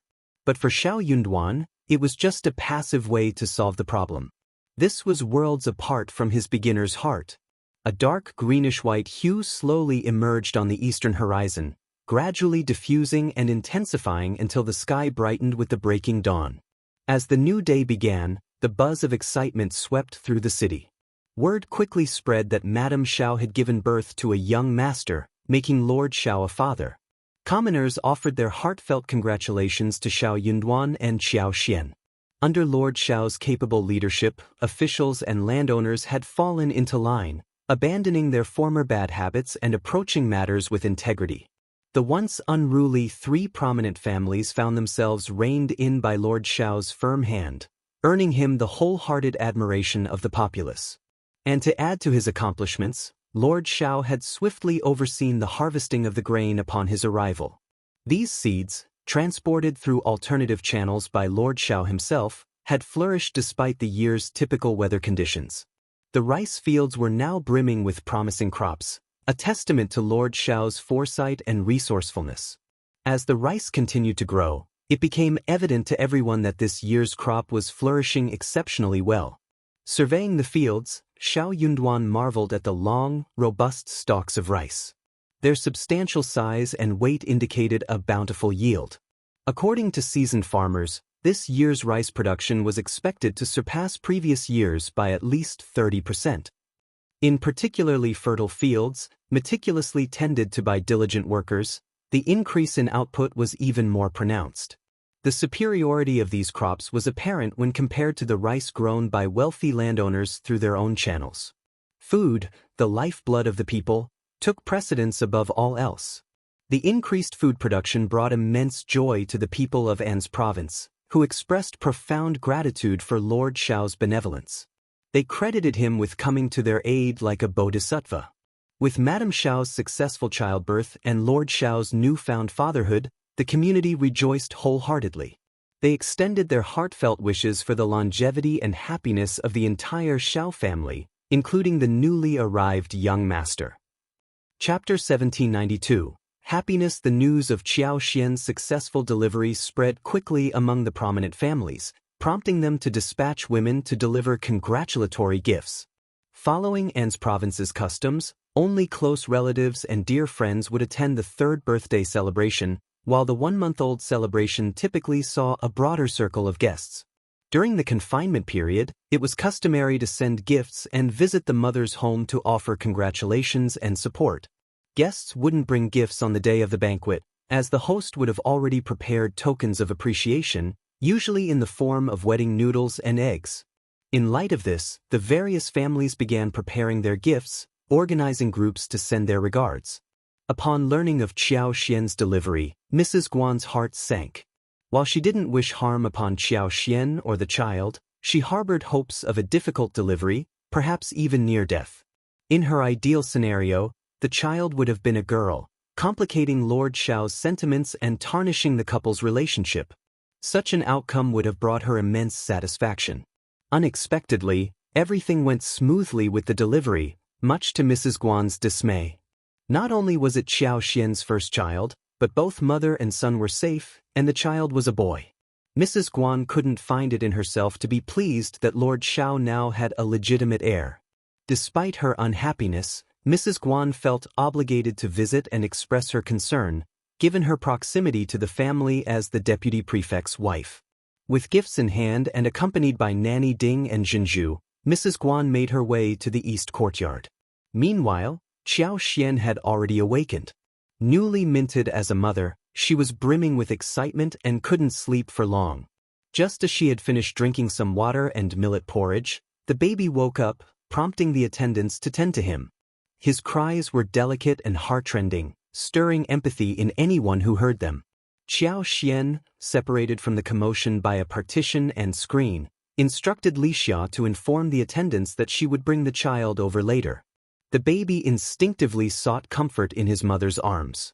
As Qiao Xian gently patted him and spoke soothing words, the baby quieted down, finding solace in her familiar voice and heartbeat. With tearful eyes, he gazed at Qiao Xian, melting her heart with his innocence and vulnerability. She couldn't help but feel a surge of love for her son. What an endearing little creature he was. After nursing the baby and lulling him back to sleep, Qiao Xian entrusted him to the nanny, who carefully placed him in the cradle. Upon learning of Mrs. Guan's visit, Qiao Xian hastily instructed Li Xia and Li Qiu to help her freshen up, ensuring she looked presentable before welcoming their guest. Aware of the baby's fragility, having only recently emerged from the safety of his mother's womb, Qiao Xian was cautious about exposing him to the outside world and its array of bacteria. She hesitated to let outsiders near him, fearing he might not cope well with the new environment. For the next 10 to 20 days, she resolved to keep him shielded from visitors. The last thing she wanted was for any harm to befall him. As Mrs. Guan entered the room, she found Qiao Xian lying on the bed, a serene smile gracing her features despite the lingering paleness from her recent childbirth. Chapter 1793. Comprehension. She looked extremely energetic. Mrs. Guan got even more depressed. She forced a smile and greeted Qiao Xian with a smile. "You're Madame Xiao, you are so lucky." Qiao Xian nodded with a smile. After exchanging some pleasantries, Mrs. Guan expressed that she wanted to see the baby, but Qiao Xian turned her down. "The baby has just fallen asleep, and he will wake up very soon. I am sorry, but we can ask you to see him when he is 1 month old." Mrs. Guan didn't push to see the baby, but Qiao Xian's words left her feeling slighted. She sensed a subtle condescension and promptly masked her disappointment before bidding her farewell. Qiao Xian paid her reaction no mind, convinced that Deputy Prefect Guan's woes were just beginning. Even a deputy prefect finds trouble, surely, she's not exempt. Meanwhile, Xiao Yunduan had intended to return home earlier to spend time with his wife and son, but office duties kept him busy until noon. Upon his arrival, he changed into fresh clothes as his wife had instructed. During this delicate time, they couldn't risk bringing any dust near their fragile baby. Qiao Xian smiled warmly as she saw him, her lack of inhibition evident. "Welcome back." Xiao Yunduan's gaze lingered on her, his heart quickening. It had been too long since they last shared intimacy, as any man would, he yearned for it. Carefully, he settled beside her on the bed, gently cradling their child. As he felt the softness of the swaddled bundle, happiness and tenderness flooded his heart. After feeding the baby, Qiao Xian put down her clothes and realized what she looked like in front of him. Stunned, she couldn't help but laugh. The contrast between being a mother and not was stark. In the past, she'd never have felt so unhurried, let alone unembarrassed.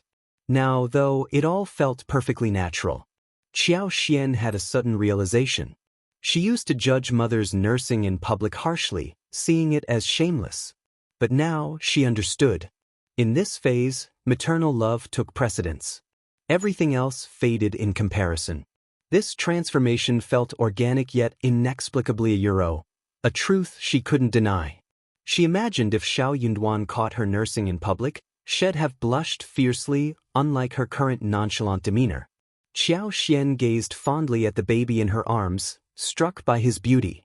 "Husband, would you like to hold him?" she offered, her eyes sparkling. Xiao Yunduan's face lit up, and he eagerly reached out his hand. However, after a few failed attempts, Xiao Yunduan withdrew his hand with a sheepish grin. "Maybe not, I'm afraid it'll be too clumsy." He couldn't help but marvel at the fragility of his son. Qiao Xian chuckled at his honesty, leaning comfortably against him. "Well, you'll have your chance when he's a bit sturdier." "Okay." Chapter 1794. Not waiting anymore. The child was still too young to need a name, but Qiao Xian couldn't help but ask Xiao Yunduan with a smile, "What shall we call our son?" Xiao Yunduan had been pondering this all morning, so he replied with a smile, "I was just about to discuss this with you. Our son was born in An's province, and our foremost wish is for his safety and well-being above all else. Why don't we name him Anan?" In this place, safety truly outweighed all other considerations. The mountain bandits still posed a significant threat, like a looming tumor ready to burst at any moment.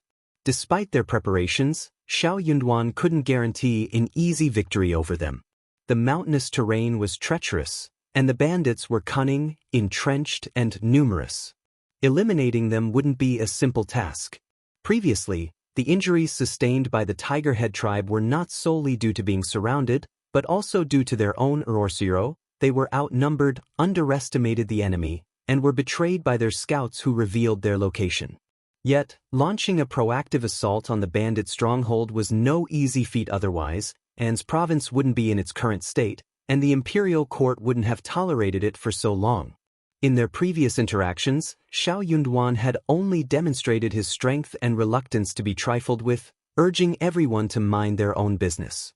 But that wasn't enough for him. He was determined to crack this tough nut. Conquering the bandits would not only secure his promotion but also provide a fallback plan. Even if he couldn't recover from his current predicament, no one would dare to cross him lightly. At that moment, he had the freedom to choose his path: advance or retreat, ensuring the safety of his family. The entrenched bandits posed a significant threat to An's province, and as an ambitious young official, Xiao Yunduan was eager to make a difference for the local people. It seemed like a simple concept, but achieving it here was anything but easy. Yet, it was the most heartfelt wish and the ultimate aspiration. Qiao Xian grasped the depth of Xiao Yunduan's intentions, her heart softening as she nestled against his arms. Anan is a wonderful name indeed. Anan, stay safe, my love. We'll be all right. Yes, we will, he affirmed. Their smiles met in silent agreement before they shared a tender kiss. After their moment together, Xiao Yunduan arranged for someone to take the child to rest. He had one more matter to discuss with Qiao Xian. Qiao Xian instructed the nanny, Aunt Zhu, to care for Anan, entrusting her to the capable hands of Kai Ming and Kai Yun, who were responsible for her well-being. Anan proved to be a finicky eater, only willing to nurse from Qiao Xian herself. Despite Aunt Zhu's efforts, Anan adamantly refused to feed from her. Tears welled in her eyes as she turned her head away, rejecting the offered breast. With limited milk production, Qiao Xian resorted to spoon-feeding Anan milk from a bowl, finally coaxing her to eat. Wife, the autumn harvest is approaching, which means heavy taxes. The Fan family, with their vast lands, will likely lead the resistance and cause trouble. I see an opportunity to address this issue along with Deputy Prefect Guan Euro. It was clear they couldn't allow vermin like Deputy Prefect Guan to persist into the new year. Chapter 1795.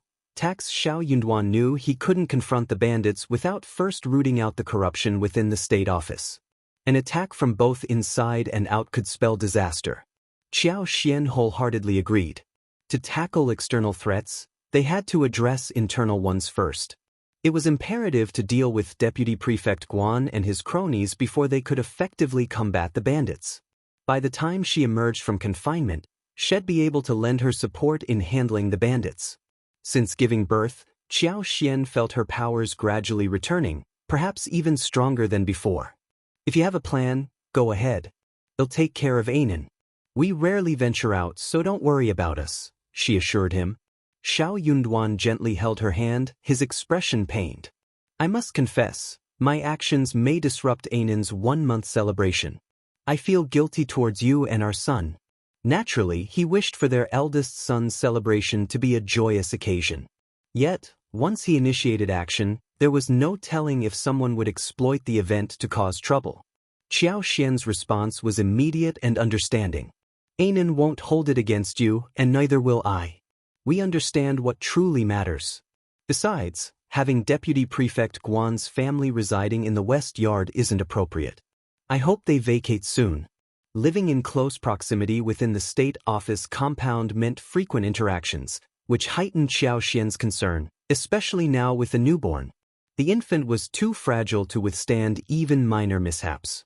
Their safest option was to compel Deputy Prefect Guan's family to leave. Yet, they were entitled to reside in the government office compound, making eviction without cause impractical. Unless Deputy Prefect Guan ceased to hold his position, their situation remained unchanged. Moreover, there was no need to delay any longer. With the child safely born and Qiao Xian gradually recovering, action could be taken. Surely, they couldn't allow Meng Wanfu and Ding Xiang's associates to linger indefinitely. As time passed, the risk of their presence being discovered increased, diminishing their effectiveness as a surprise asset. Though Xiao Yunduan knew Qiao Xian would support his decision, he couldn't shake the guilt. Gently, he touched her face, offering reassurance. Reminding himself to treat her kindly, he vowed to do just that. The following day, Xiao Yunduan convened a meeting with Deputy Prefect Guan, Jia Heming, and other officials to discuss post-harvest taxation. As per Great Qin's regulations, families were obligated to pay taxes in the form of public grain, determined by the quantity and quality of their lands and crops. Even noble families enjoyed only partial tax exemptions, with the rest payable in taxes. While some noble families skirted the rules to some extent, the imperial court typically turned a blind eye to minor infractions. However, concrete evidence left no room for escape. An's province's past accounting records were murky, susceptible to investigation.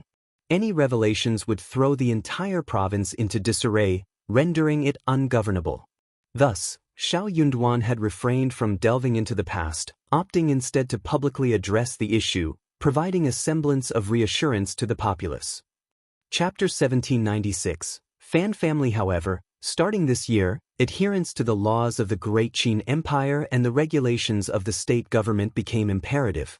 Although the large and small family clans associated with the three major families were reluctant, they dared not defy them. They simply followed their lead, albeit begrudgingly. Previously, the situation had been manageable. But with the imminent autumn harvest, it became evident that the Fan family, boasting a vast plantation spanning 150,000 acres, would face substantial tax obligations under Great Qin law. Aware of Old Lady Fan's formidable character and the strained relationship between the Fan family and Lord Xiao and his wife, many eagerly awaited the outcome of this impending tax collection. Xiao Yunduan convened a meeting with the deputy prefect and outlined two directives. Firstly, they were to verify the acreage of fertile land in An's province, ensuring it aligned with government records. Secondly, preparations for post-harvest tax collection were to be made. Given the tight time frame, it was impossible to conduct thorough investigations across all families. from the major clans to the affluent households. In reality, as long as the three major families cooperated, the compliance of other families was assured. However, the pivotal question remained: would the three great clans, especially the Fan clan, cooperate? As Xiao Yunduan broached the subject, silence enveloped the room. After a moment, he glanced at his colleagues. This matter concerns the stability of An's province and each one of us. Does anyone have anything to add?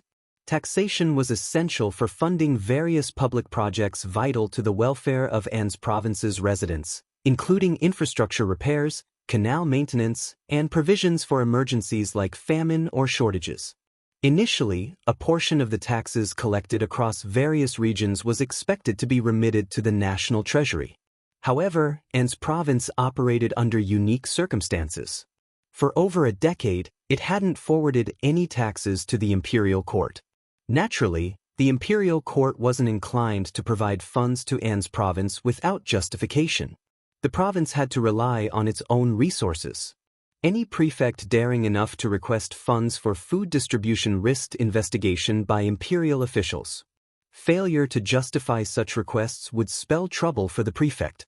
It was deemed unreasonable for a region to be self-sufficient without contributing taxes.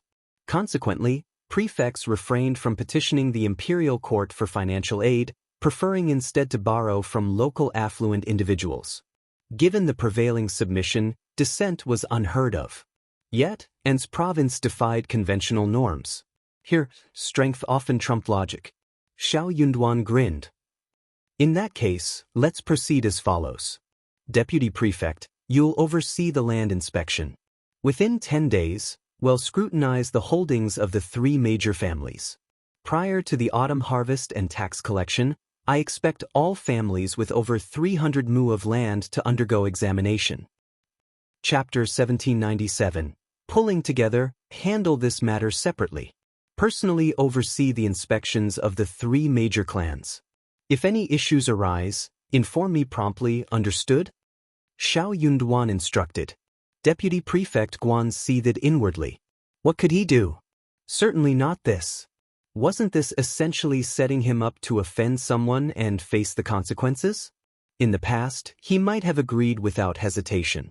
It would have been easier, just a matter of deceiving them. But now, he doubted he could deceive Lord Xiao.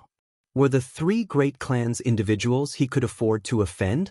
He certainly didn't want to provoke their ire. What would he gain from offending them? He could kiss any hopes of skimming from tax collections goodbye. Given the circumstances, why subject himself to such a thankless task? Yet he couldn't refuse. His previous mistake had been convalescing for so long that Lord Xiao had capitalized on his absence to suppress his allies and consolidate power. By the time he returned, it was too late. Now, with Lord Xiao assigning him a task and him citing illness, it would only broadcast his fear and incompetence to everyone. Life in the state office would become even more unbearable. His already dwindling prestige would likely vanish entirely. My lord, entrusting me with this task demonstrates your trust and regard. I accept your orders willingly. However, I do have a request. Please assign Jia Hemming and Jia Shuming to assist me. Grant me this favor, he requested. If he were to fall, he wouldn't let Jia Hemming bear the burden alone. The scribes exchanged knowing glances with their peers, silently acknowledging the deputy prefect lord's astuteness. Xiao Yunduan turned his gaze towards Jia Hemming. Internally, Jia Hemming sneered. Rising from his seat, he bowed to Xiao Yunduan. My lord, I have always been eager to assist you and serve the people of An's province. I'm more than willing to take on this responsibility. You've made the right choice. Xiao Yunduan exclaimed with a hearty laugh, nodding in approval. In that case, you'll collaborate with Deputy Prefect Guan. Proceed with haste. Should you require additional manpower, enlist support from the government office. You have my backing. Thank you, my lord. Deputy Prefect Guan grew weary of hearing Xiao Yunduan's praise. While he remained indifferent to Lord Xiao's compliments, he couldn't stomach witnessing praise lavished upon others, particularly Jia Hemming. With the matter settled, word of it quickly spread throughout An's province, disseminating to the 17 subordinate towns. The Mei family possessed the smallest tract of fertile land, concealing a mere 2,000 mu. However, they hadn't intentionally obscured this information, it simply hadn't been worth the trouble to register with the government.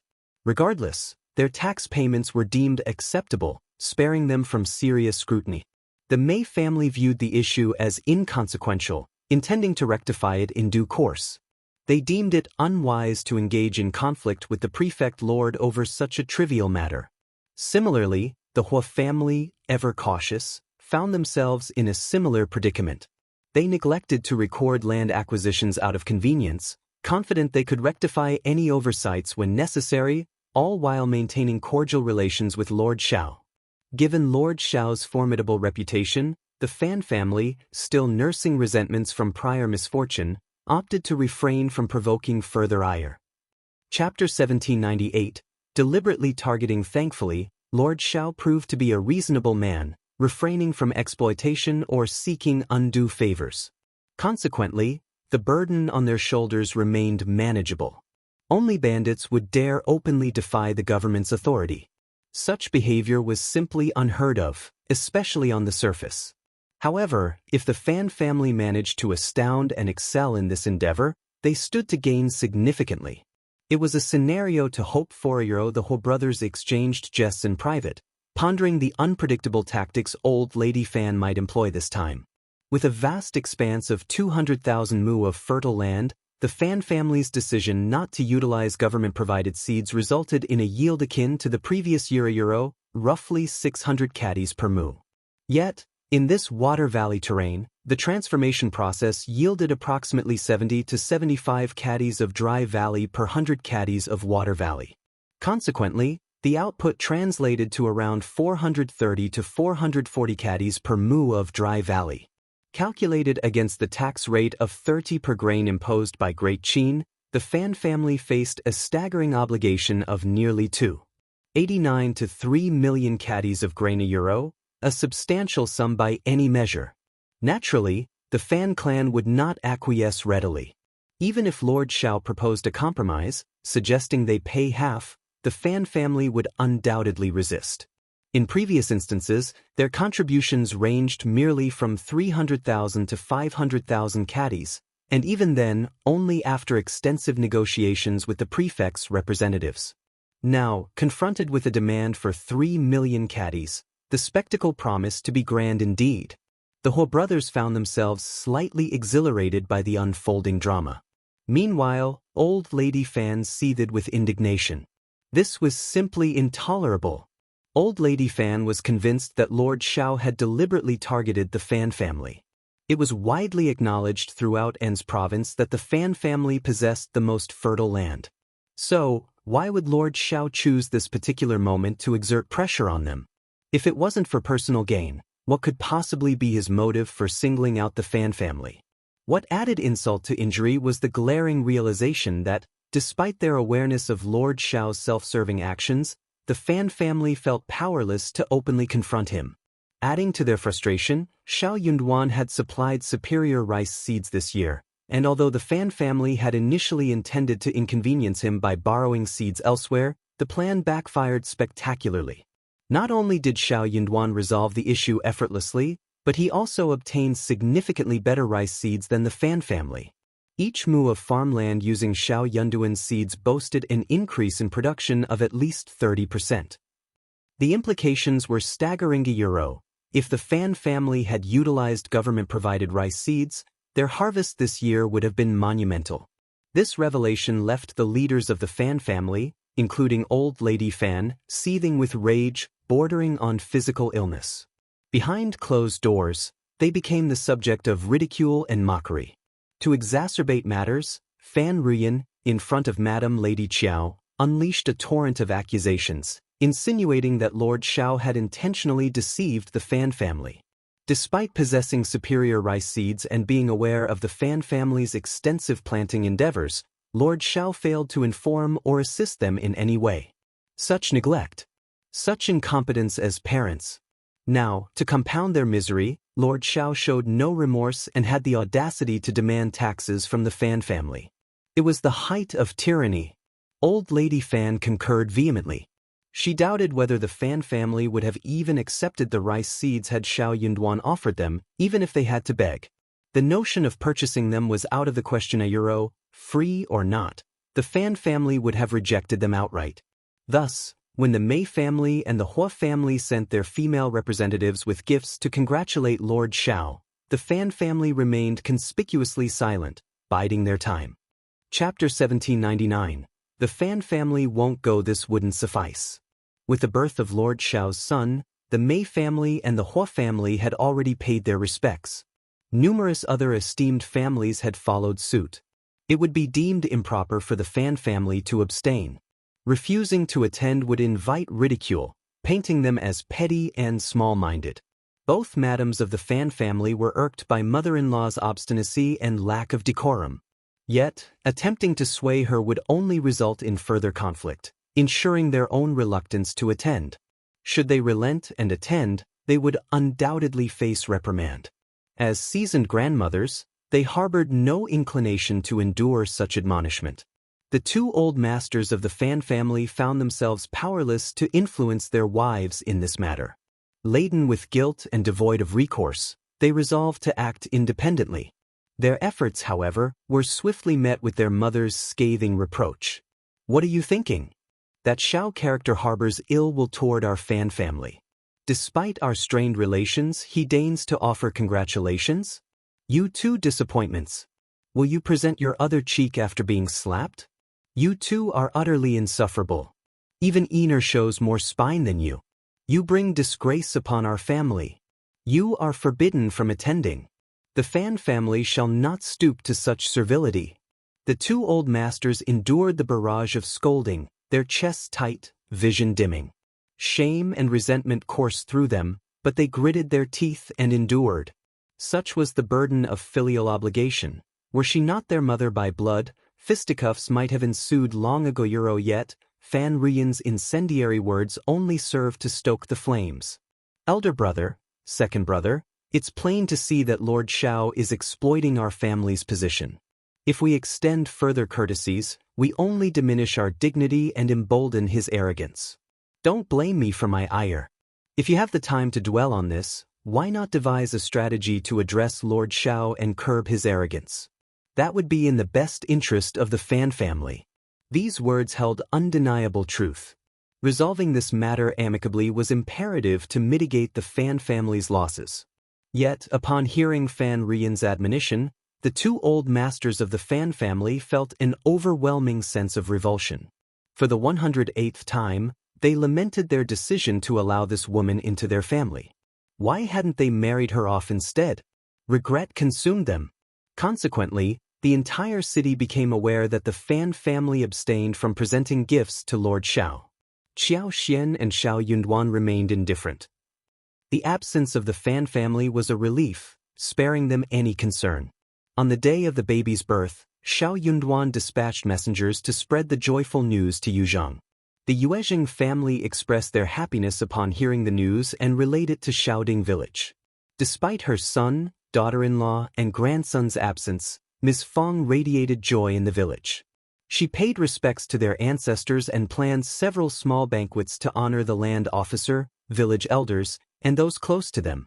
Furthermore, she requested the Yuezheng family to deliver clothing, shoes, socks, swaddling clothes, longevity locks, gold bracelets, red dates, and cubilos for the expectant mother.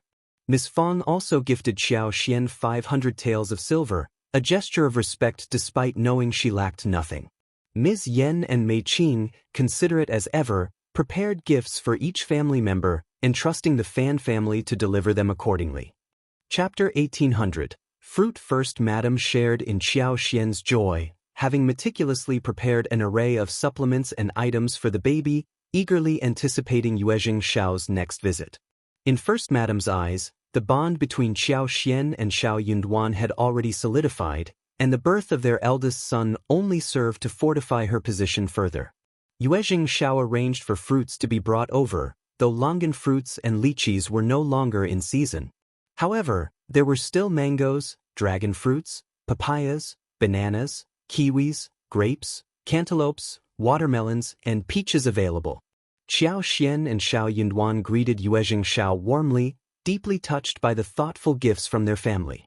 While she lacked nothing materially, Xiao Xian found solace and warmth in her family's genuine concern. The sense of being cherished and missed was profoundly comforting. Conversely, the attitude of, "Since you have everything, I won't give it to you," proved to be the most disheartening. Yet, Yue Xiao found himself occupied as well. He stayed for 2 nights, marveling at the newborn before returning home. He had pledged to attend the 1-month-old celebration, fulfilling his promise. Simultaneously, he sought to convey his mother's desire to attend. However, he pondered its appropriateness. Xiao Xian held a deep respect and gratitude towards First Madame Lu Zheng.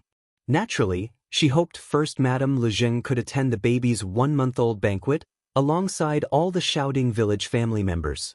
Unfortunately, it was not the opportune time. It would be deemed inappropriate. Anne's province was not safe yet, and there would be too many people around. If someone sneaked in and she and Xiao Yunduan could not take care of them, it would be very troublesome. You would never know what was coming next. Xiao Xian and Xiao Yunduan had no choice but to turn him down. Apparently, Yue Xiao had already expected that this would happen. He did not mind it at all. Instead, he comforted them with a smile. "Lord Xiao and sister-in-law, don't feel guilty. It is indeed not convenient for my mother and the others to come to Anne's province right now. We can ask old Madame Xiao and the old master of the Xiao family to come with us when we have the chance." Xiao Xian and Xiao Yunduan looked at each other and nodded with a smile. "Yes, when this place is settled, we will invite elder aunt and mother-in-law here." Yue Xiao laughed and left.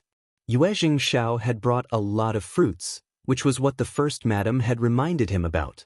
She said that Xiao Xian and Xiao Yunduan were going to have a lot of guests, so they should send more fruits to the guests. Yue Xiao agreed, so he brought 8 baskets of fruits. In fact, it was more than useful. It was simply too honorable. Whenever guests arrived to offer their congratulations, Xiao Xian instructed Li Xia and the others to present them with the rare fruits. These fruits were truly a novelty to the people of Anne's province, who marveled at their exotic appearance and relished their unparalleled flavor. Enhanced by Xiao Xian's unique abilities, the fruits became even more delectable and aromatic, earning endless praise from all who tasted them. For the Hua family and Mei family, who had graced their home before, Xiao Xian arranged for specially curated fruit baskets to be prepared as tokens of appreciation. However, for other visiting families, Xiao Xian chose not to extend such offerings.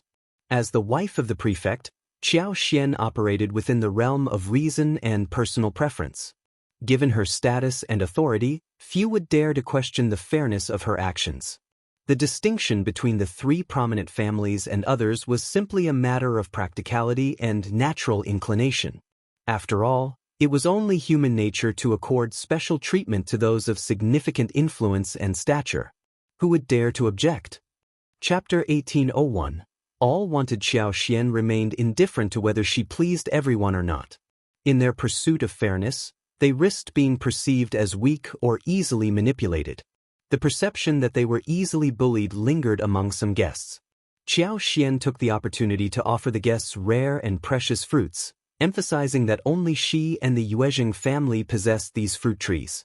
With a vast orchard in Yuzhang, she planned to acquire more fruit trees next year to experiment with plantinguro, strawberries, and dragon fruit seemed promising, as she had already successfully cultivated them in her backyard. The strawberries, particularly prized and delicate, were only available locally, as transporting them over long distances was impractical. Guests savored the seasonal fruits, relishing the opportunity to taste them firsthand. Xiao Xian's announcement stirred emotions, prompting some to express interest in reserving fruit trees in advance from Madame Xiao, regardless of quantity. Xiao Xian responded graciously, indicating her willingness to share if circumstances allowed. Furthermore, she contemplated establishing an orchard on their premises, provided the soil and water conditions were suitable. The revelation endeared Xiao Xian to the guests, fostering a sense of closeness and prompting them to adopt more courteous and friendly demeanor, even if some were merely feigning. No one was oblivious to the fact that offending Madame Xiao or jeopardizing their relationship with her could forfeit their chance to acquire a share of the coveted fruit trees. Moreover, when Xiao Xian shared the fruits with the scribes, their inquiries revealed that no one else besides the Yuezheng family and Madame Xiao possessed such unique fruit trees. The Yuezheng family was a big family, so no one dared to do anything to them. Some people also wanted to buy fruit trees, but the Yuezheng family refused. They didn't even sell the fruits to them. After all, the Yuezheng family had said that the fruits were very precious, and they couldn't afford to buy them at a high price. Seeing that they had come all the way here, it was already good enough to share a few to taste euro. Hence, everyone felt regretful. He also vaguely understood that Madame Xiao would have to talk to him about these euro. Now that Madame Xiao had taken the initiative to convey the message, it was clear to all who wouldn't understand.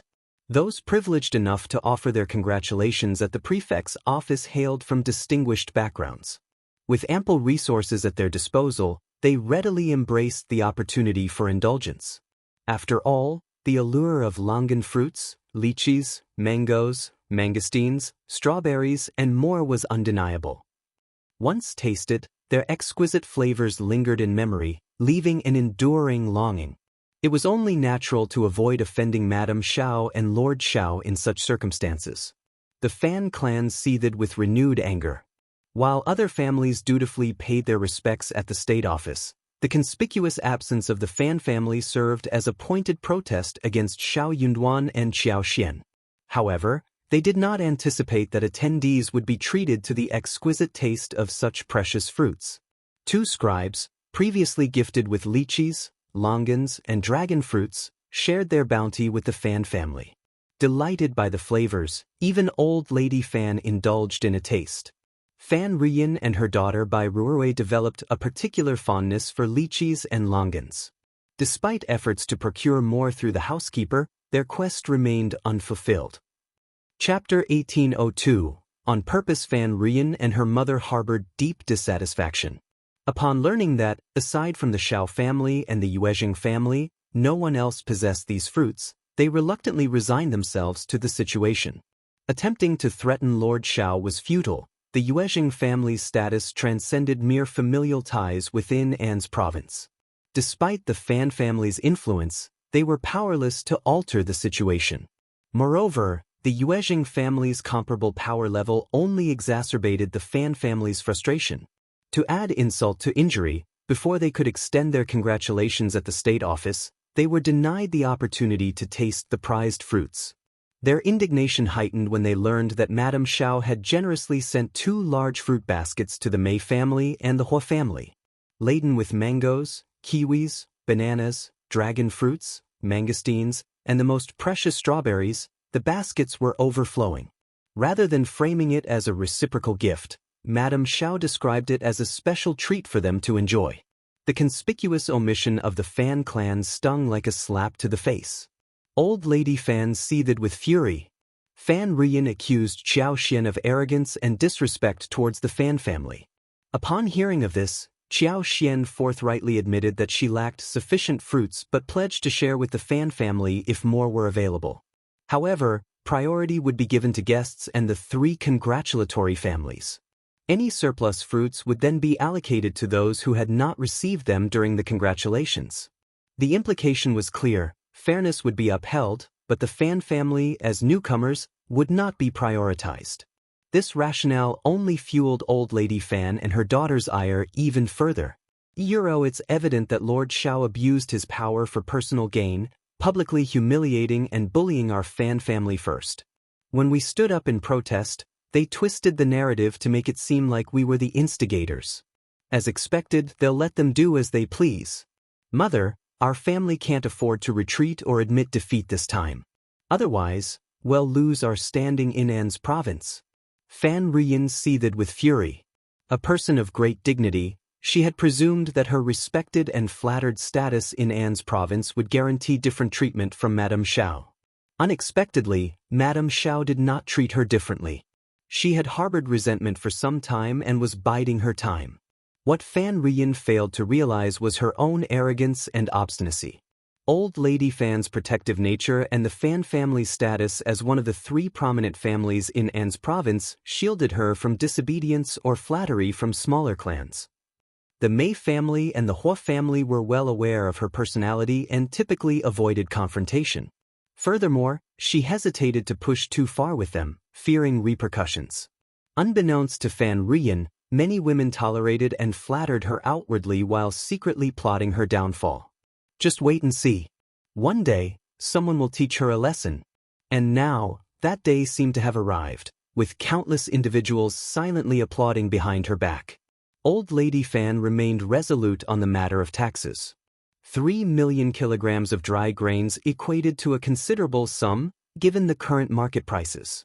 No family would willingly part with such a significant amount of wealth without just cause. Chapter 1803. Think of a way. More importantly, this cycle of losses would persist indefinitely into the future, resulting in significant long-term repercussions.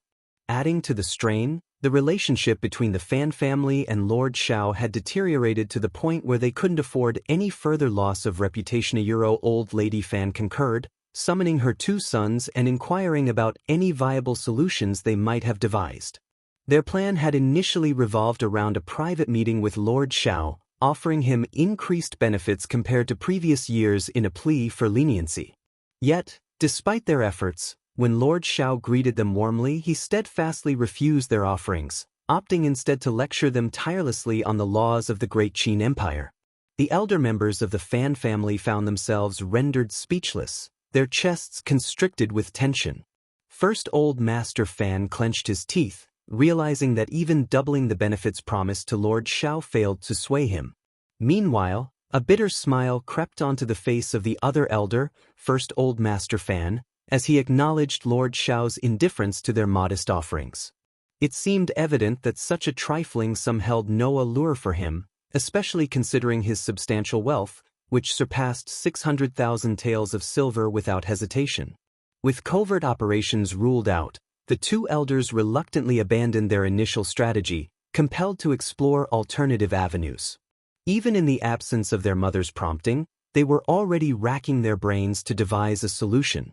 After all, enduring such annual losses over an extended period was simply untenable. Learning of their failed attempt to persuade Xiao Yunduan, Old Lady Fan's expression soured with a mixture of anger and disdain. Why must you subject yourselves to such humiliation? Lord Xiao will not yield unless we offer him everything we possess. Mother speaks the truth. Elder brother, second brother, your judgment has faltered. Are you not aware of the true nature of Lord Xiao and his wife? Do you not grasp how they regard our family? Why must you persist in this futile endeavor? In my estimation, even if we were to seek an audience, Lord Xiao would remain elusive. Would it not be wiser to approach Deputy Prefect Guan instead? The 2 elder members of the Fan family were taken aback. A realization dawning upon Thimuro's second Old Master Fan furrowed his brow once more. But can Deputy Prefect Guan assist us, considering his responsibilities over field investigations and tax collection? Old Lady Fan scoffed, her tone sharp. Isn't that convenient? Precisely because he oversees these matters, it's fitting. Deputy Prefect Guan has been stationed in En's province for a decade. What doesn't he know? I refuse to believe there's no one loyal to him within the government office. If he truly wished to conceal something from that Xiao character, it would be child's play. Why didn't you 2 consider this? Thankfully, we have the insight of the younger generation. The countenances of the 2 elder Fan masters soured. Yet, Fan Ruyin interjected with a smile, Mother, don't fault elder brother and second brother. It simply slipped their minds momentarily. Besides, as a member of the Fan family, it's my duty to contribute. I always knew you were capable and dutiful. The 2 elder Fan masters remained silent, their spirits dampened. Having failed to secure an audience with Xiao Yunduan, they hesitated to approach Deputy Prefect Guan directly. Instead, they dispatched a representative to gather information about the inner workings of the office. Failure to devise a successful strategy would leave them with few alternatives. After all, who would willingly abandon such a significant matter without exerting every effort? Their inquiries, however, yielded increasingly shocking revelations. Having no official ties to the government, they had paid scant attention to the affairs of the state office. Their knowledge was limited to the reputation of Lord Xiao's authoritarian rule and the exodus of many long-standing officials and scribes from the government office. Chapter 1804. They are done. This was a common occurrence. As the saying goes, a new emperor brings new ministers. Who could fault Lord Xiao for strategically placing his own allies within the government office? Such tactics were par for the course. However, what caught them off guard was the outcome of the clashes between Lord Xiao and Deputy Prefect Guan. Despite Deputy Prefect Guan's efforts to assert his authority, both openly and covertly, he found himself outmaneuvered time and again by Lord Xiao, suffering significant setbacks in the process. The bitterness welled up within the two brothers. Would seeking assistance from Deputy Prefect Guan truly yield any results? They couldn't afford to risk everything and come back empty-handed. Reflecting on the rumors they had heard about Xiao Yunduan's immense wealth and his victories over the Tiger Head tribe, the Fan brothers decided to reassess their approach. Their astute business instincts warned them that this venture held little promise. If this trend persisted, it could spell the end of Euro truly. Lord Xiao defied the mold of any previous prefect Lord Euro while they were not yet won over by him. Why did the Fan family feel compelled to stand out? Wouldn't it be wiser to bide their time, waiting for an opportune moment to capitalize on the situation? After deliberation, the brothers briefed Old Lady Fan on their conclusions. But Old Lady Fan dismissed their findings, berating them once more. She even suggested that if they were unwilling to exert themselves for the sake of the Fan family, they should personally compensate for the losses each year from their own pockets. Incensed, the two elder Fan masters grappled with conflicting emotions. Why should they foot the bill while benefiting another family? Feeling a mix of disappointment and indignation, they resolved to reach out to Deputy Prefect Guan themselves. What harm could a few attempts do? Why not take the chance? Old Lady Fan seethed with fury. Coincidentally, Jia Hemming made his third visit of the day, requesting the Fan family's cooperation with the field and land investigation.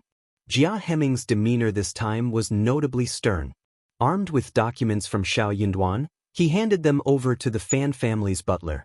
His resolute stance made it clear that he intended to commence comparing documents the following morning, scrutinizing discrepancies. Should the Fan family refuse to cooperate, he warned, bailiffs would be compelled to enter the premises. Old Lady Fan's anger surged. She ordered the gatekeeper to eject Jia Hemming from the premises. After all, Lord Xiao held the position of prefect. While she might be powerless against him, she couldn't tolerate such insolence from a mere underling. The Fan clan hadn't sunk so low as to endure such disrespect. Fan Ruyan shared in her grandmother's indignation. With a disdainful smirk, she remarked, using a chicken feather as an arrow indeed. Just a lowly scribe. In the days of the previous Lord Prefect, even such a minor functionary would bow respectfully in our presence. This is utterly preposterous. If he wishes to play the game of arrogance, let him revel in it for a lifetime. Those who lack foresight will inevitably meet their downfall. Old Lady Fan's disgust only grew. Who does this Jia think he is? How dare he flaunt his authority before the Fan family? If we fail to reprimand him, he'll remain oblivious to the boundaries of respect. He must learn the consequences of his impertinence. Mother always knows best. Fan Ruyan's eyes gleamed with determination. I'll handle it immediately. See to it discreetly, and ensure our family's hands remain clean. You can count on me, Mom. Chapter 1805. Plot. Jia Hemming was not surprised that he was rejected again. Upon his return to the government office, Jia Hemming informed Zheng Sang that if the Fan family persisted in their refusal to cooperate, he would enlist Sang's assistance along with a few others for official matters the following day. He lamented that without their cooperation, resolving the matter seemed as improbable as a cold day in hell. The Fan family's obstinate attitude proved to be a formidable obstacle, hindering progress at every turn. Deputy Prefect Guan remained indifferent, content to engage in fruitless discussions and endless dialogue without taking decisive action. Yet, Jia Hemming remained undeterred, resolved to adhere to Lord Xiao's directives. However, he never anticipated the ambush awaiting him on his journey back from the government office. As he gradually regained consciousness, the moon hung high in the sky, its pale glow casting an eerie light. The stifling humidity of midsummer lingered, suffocating and oppressive in the still night air. Every movement sent waves of agony coursing through his body, from his head to his arms and legs. As he gingerly touched a tender spot at the corner of his mouth, the broken and scabbed skin elicited a sharp pain. Surveying the desolate alley where he lay, a sense of foreboding washed over him. Despite the pain racking his body, he struggled to his feet and staggered back towards the prefect's office. Meanwhile, Xiao Yunduan and Xiao Xian, new parents adjusting to the demands of their infant, sought much-needed rest. Even with the assistance of nannies and maids, the newborn's cries demanded Xiao Xian's maternal attention. Anan proved to be quite proficient in crying and throwing tantrums, demonstrating a remarkable clinginess that saw her bursting into tears the moment she woke, seeking solace only from Xiao Xian. Despite the efforts of the nanny, she adamantly refused to drink milk from anyone but her mother and required feeding 3 times throughout the night. As a result, the nanny and maids primarily assisted with basic tasks such as changing diapers, adjusting bedding, and entertaining Anan when she was awake. Xiao Xian briefly contemplated allowing Anan to cry it out and rely on the servants for comfort, but her maternal instincts won out each time, unable to bear her child's distress. Ultimately, Xiao Xian resigned herself to the situation, recognizing that Anan's preference for her was due to their biological bond. Despite the challenges, she found solace in the assistance of household staff and occasional support from her husband. It wasn't that Xiao Xian hadn't considered letting Anan cry and allowing the nanny and maids to tend to him. Perhaps he would grow accustomed to it with time. But she couldn't bring herself to do it. Anan would start crying pitifully, and within moments, Xiao Xian's heart would melt with sympathy once more. In the end, she decided to let things be. Her baby was drawn to her because she was his biological mother. Why should she force herself to appear as a distant stepmother? With a servant to assist her, she was spared the burden of household chores. Her husband's occasional help and companionship were enough for her to manage. That was sufficient for Xiao Xian. The first stretch of Anan's nightly slumber was typically the most peaceful and longest, offering Xiao Xian a precious window for rest after her demanding days. However, even in her exhausted state, Xiao Xian often found herself roused from sleep, unable to fully indulge in intimacy with her husband as fatigue overtook her. Now, just as she had managed to drift off, Lixia's hesitant voice pierced the silence of the tent.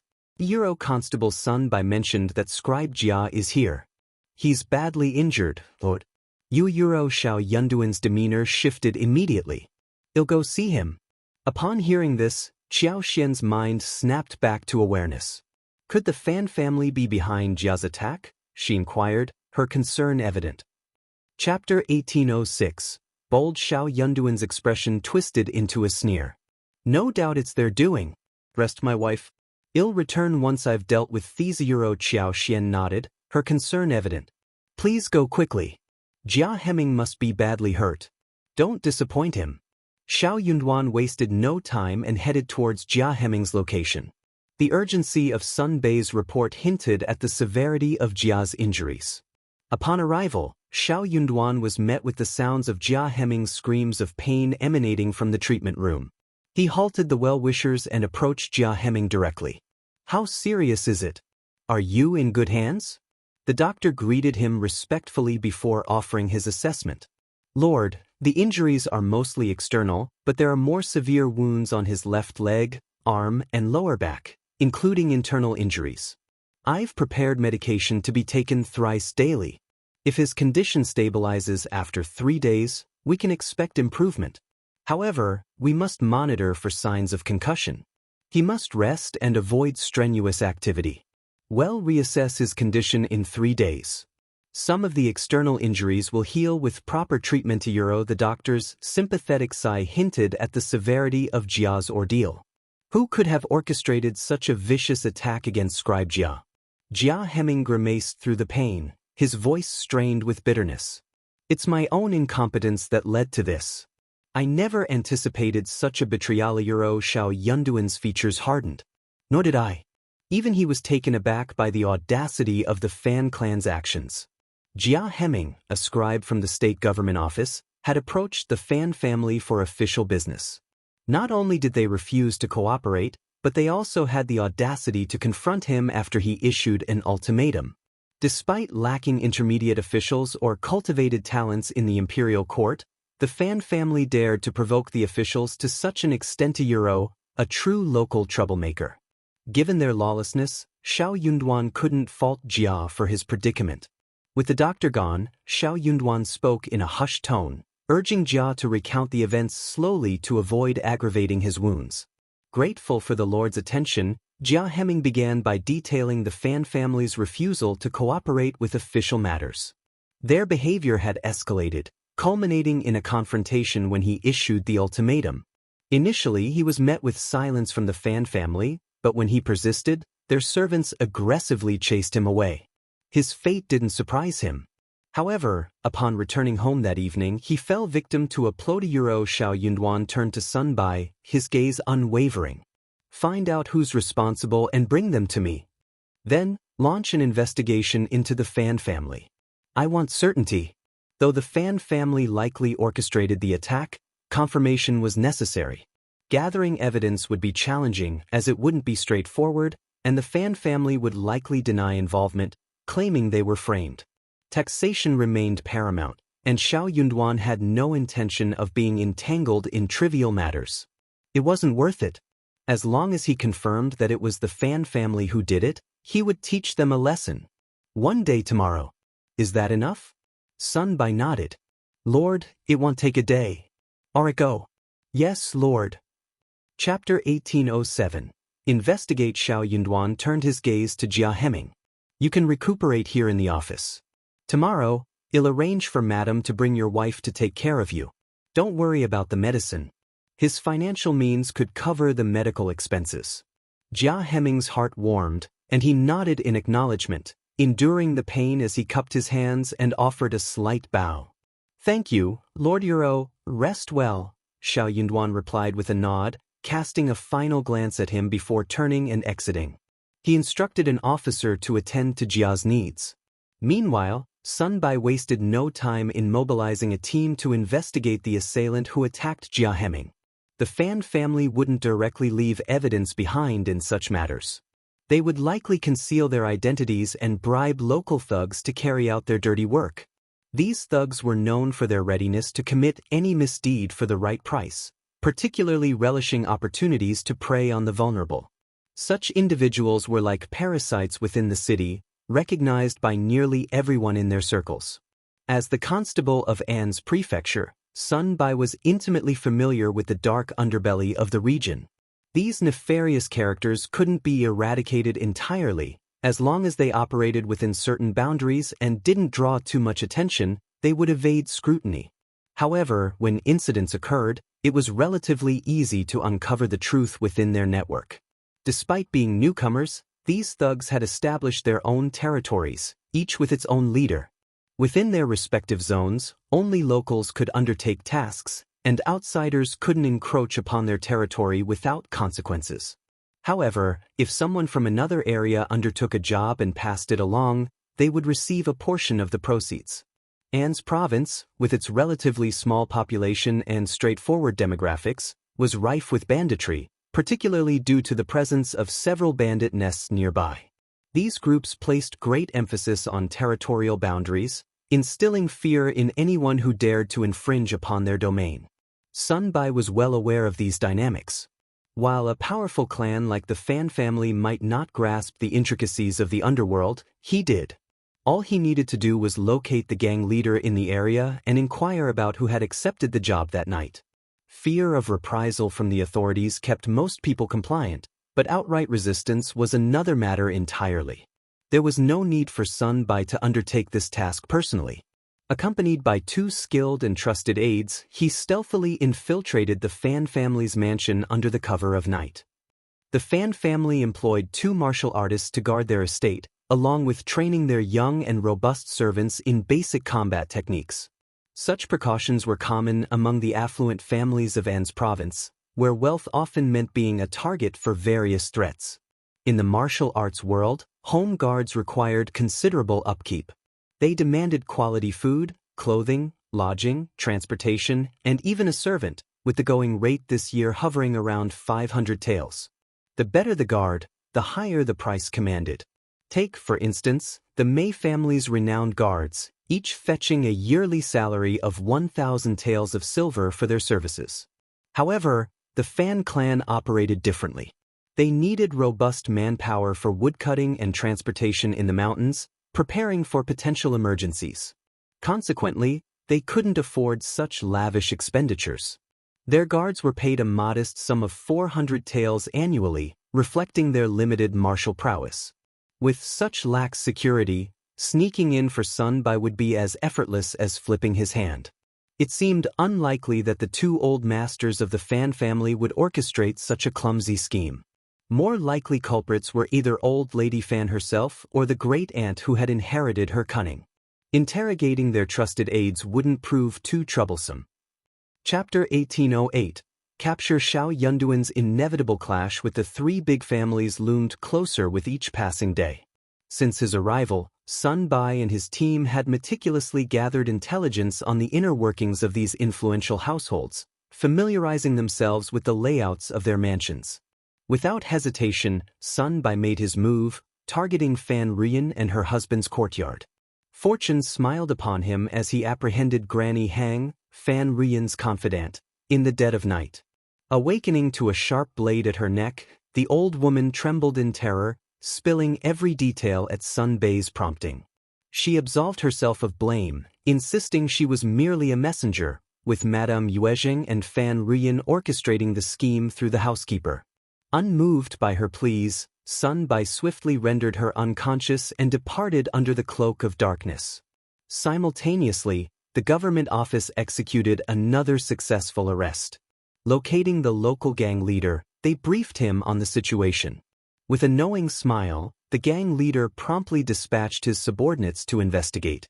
In less than 2 hours, they had their suspects. 4 individuals, quivering with fear, were brought in for questioning. These street-smart individuals swiftly realized the gravity of their situation. Having accepted a job mere hours earlier, each pocketing 8 taels of silver, they now found themselves in custody. It was clear that their sudden apprehension was no coincidence. In the shadows of the night, the intricate web of deception and intrigue continued to unravel. Regret gnawed at the 4 of them. They knew they shouldn't have accepted the job. Stealing small items from market stalls was one thing, but crossing paths with officials was an entirely different matter. Even though Jia Heming was just a lowly scribe, harming him was akin to insulting the entire government office. Their ill-fated decision had caught up with them. Trembling with fear, they dared not deceive their boss. Confessing immediately, they knelt on the ground, pleading for clemency. But mercy was not forthcoming. They were swiftly escorted back to the government office and thrown into jail. The following morning, Xiao Yunduan oversaw a public interrogation. The 4 were swiftly convicted, sentenced to 30 strokes of the cane, a fine of 20 taels of silver, and 6 months' imprisonment. Meanwhile, news of the proceedings reached Jia Heming's wife, Ms. Fong, who had come to the office to check on him. Witnessing the swift justice being meted out, she felt a sense of vindication. Wiping away her tears, she hurried back to her husband's side. Grateful for the support, she reflected on the kindness shown by Lord and Lady Xiao. They had offered comfort and assurance, promising justice for her husband and ensuring he wouldn't suffer in vain. Madame Xiao stayed true to her promisero. The spectators erupted into murmurs. Those with hidden agendas had to tread even more cautiously. Lord Xiao was clearly standing firmly behind the government officialsero. Among the prominent families, it was widely believed that the Fan family was behind this incident. However, no one expected the government to respond so swiftly. What transpired last night was resolved by morning. Clearly, the culprit had been apprehended overnight. Lord Xiao showed no leniency whatsoever. Many speculated about the sanity of the Fan family. What could have prompted old Lady Fan to act so recklessly? It seemed she was the only one capable of such brazen behavior. Chapter 1809. Going to the Fan family. If old Lady Fan had refrained from touching Scribe Jia, perhaps there would have been a chance to negotiate with Lord Xiao. They could have facilitated a few years of transition. But now, who could predict if Lord Xiao would still be around after that time? Yet, she couldn't risk causing trouble for Lord Xiao herself. Instead, she resorted to paying hooligans to rough up Scribe Jia. Now, her options for retreat were blocked. Despite Lord Xiao's potential retaliation, no one dared to speak against him. News of the interrogation results swiftly reached the Fan family. Old Lady Fan sneered. He got off lightly. She harbored no regrets, nor did she feel any fear. Just a twinge of irritation at Xiao Yunduan's unexpected swiftness. Nanny Hang was privy to the events as well. Recalling the previous night sent shivers down her spine, her legs almost giving way from fear. She wouldn't dare breathe a word about what happened, not even to her master. Pretending it never occurred seemed the safest course. Yet, she dreaded the thought of that person returning or implicating Harayuro. Nanny Hang, usually resolute in aiding Fan Rian, now felt a disquieting unease. Her instincts warned her of impending trouble. Upon the verdict's announcement, Zheng Sang and his men barricaded the Fan family's exits, preventing anyone from leaving. The entire Fan clan was thrown into shock. And the news spread like wildfire throughout En's province, drawing a crowd outside the Fan family's gates, swelling with each passing moment. It resembled a bustling fair, if not even livelier. When Old Lady Fan received the news, she was in the midst of sipping cubulos soup with Fan Rian and Bairuri. Old Lady Fan nearly flung the cubulos bowl from her grasp. Absurd! What kind of twisted logic is this? Her voice crackled with anger as she rose to her feet. I'll see who dares to stop me from leaving. Mom. Fan Rian was taken aback but quickly intervened. Please calm yourself. You're the matriarch of our family, our guiding light. There's no need for you to personally handle such trivial matters. I assure you, there's no evidence left from last night's incident. If anyone dares to confront us, they'll have to apologize. Old Lady Fan softened at her daughter's words. If you say so, then fine. Fan Rian smiled reassuringly. I'm certain. The silver he handed over appeared as ordinary banknotes. The messenger sent to deal with the hooligans was a trusted servant from the village, his face obscured. As for witnesses, they were easily swayed or coerced by the government into falsehoods and framing others. Lord Xiao's influence was indeed formidable. And where were elder brother and second brother when all this happened? And sister-in-law and second sister-in-law. Fan Rian seized any opportunity to tease her siblings, a habit she couldn't seem to break. Old Lady Fan's expression darkened at the mention, a disdainful snort escaping her lips. First Old Master Fan and second Old Master Fan rushed in, their wives trailing anxiously behind. Mother, what's happening? Yes, what is Lord Xiao playing at? Despite her initial displeasure at Fan Rian's jab, Old Lady Fan's frustration dwindled slightly. Chapter 1810. Locking the door? Why would I know? Are you here to interrogate me? Eldest Old Master, second Old Master, and their wives stood in stunned silence, exchanging bewildered glances. They couldn't fathom why their mother was once again directing her anger towards them. First Madame Fan and second Mrs. Fan, positioned nearby with lowered heads, inwardly sneered. Was there even a need to ask? Couldn't they see who was standing right here? Had she ever refrained from meddling? No, Mother, please don't misunderstand. We came specifically to discuss how to handle this situation, eldest Old Master stammered. Yes. Second Old Master chimed in. Old Lady Fan's sneer deepened. They're already at our doorstep. What do you propose? They want to accuse the Fan family without evidence. Do they think we're pushovers? Chase them away quickly. Initially, the two Old Masters harbored some hope, but now, they were convinced their mother must have orchestrated the assault on Jia Heming the previous night. And their biological sister was likely involved too. They felt utterly powerless. This wasn't the time for reckless confrontation with Lord Xiao. They needed to strategize, consider all options and escape routes before making a move. How could they act so impulsively? Jia Heming was a clerk from the state government office, a member of the government. Everyone in An's province knew he was Lord Xiao's right-hand man. Striking him would be a direct affront to Lord Xiao. Was Lord Xiao someone to trifle with? The individuals assaulted the previous night and the hired hooligans were apprehended. Today, the hooligans faced severe punishment, and now, someone had come to the fan familiar. The two brothers sighed inwardly, knowing better than to criticize their mother. They often joked that their biological sister could provoke their mother with just 10 words. "Mother, fret not. Well handle the negotiations. Without evidence, it's not easy to tarnish our family's name," eldest old master assured. Then get on with it." Old lady fan snapped. The brothers felt a slight relief. If their mother spoke so confidently, the other party likely lacked evidence. They trusted her judgment. Though she could be domineering, she wouldn't leave herself vulnerable to accusations. As long as there was no evidence, they should be fine. Accompanied by the butler, guards, and servants, the brothers swung the door open with a resounding bang, fixing stern gazes on Zheng Sang and his cohorts. The air grew taut, charged with tension. "Constable Zheng, what's the meaning of this?" Eldest old master's voice cut through the silence, his demeanor icy. Zheng Sang met his gaze squarely. "Heh," he scoffed, a faint smile playing on his lips. "Are you truly unaware, or are you feigning ignorance? Don't play dumb." Second old master retorted sharply. "Constable Zheng, refrain from baseless accusations. Evidence is required for any claims." Indeed, Lord Xiao is known for his integrity and clear judgment.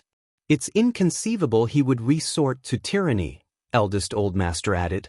Zheng Sang chuckled. "Our lord embodies fairness and clarity, which sometimes invites the misconception that he's easily manipulated. It's best you come clean now. Refusal may not bode well." "Preposterous!" Second old master snapped. "We won't confess to a crime we didn't commit. Just because Scribe Jia was assaulted doesn't implicate our family. Without evidence, you have no grounds to target us." Chapter 1811. To reveal what one was intended to hide, first old master fan sneered, his gaze challenging. Zheng Sang met his stare head-on. "Do you share his sentiment?" "Absolutely," first old master fan replied, his tone deliberate. "We believe in reason and legality." Zheng Sang smirked. "So, you also believe Scribe Jia's situation has no bearing on your family?" "It's irrelevant." Zheng Sang's smirk deepened. "Interesting. So, the assault on Scribe Jia, leaving him severely injured, is entirely disconnected from the fan family. But when did I mention Scribe Jia?"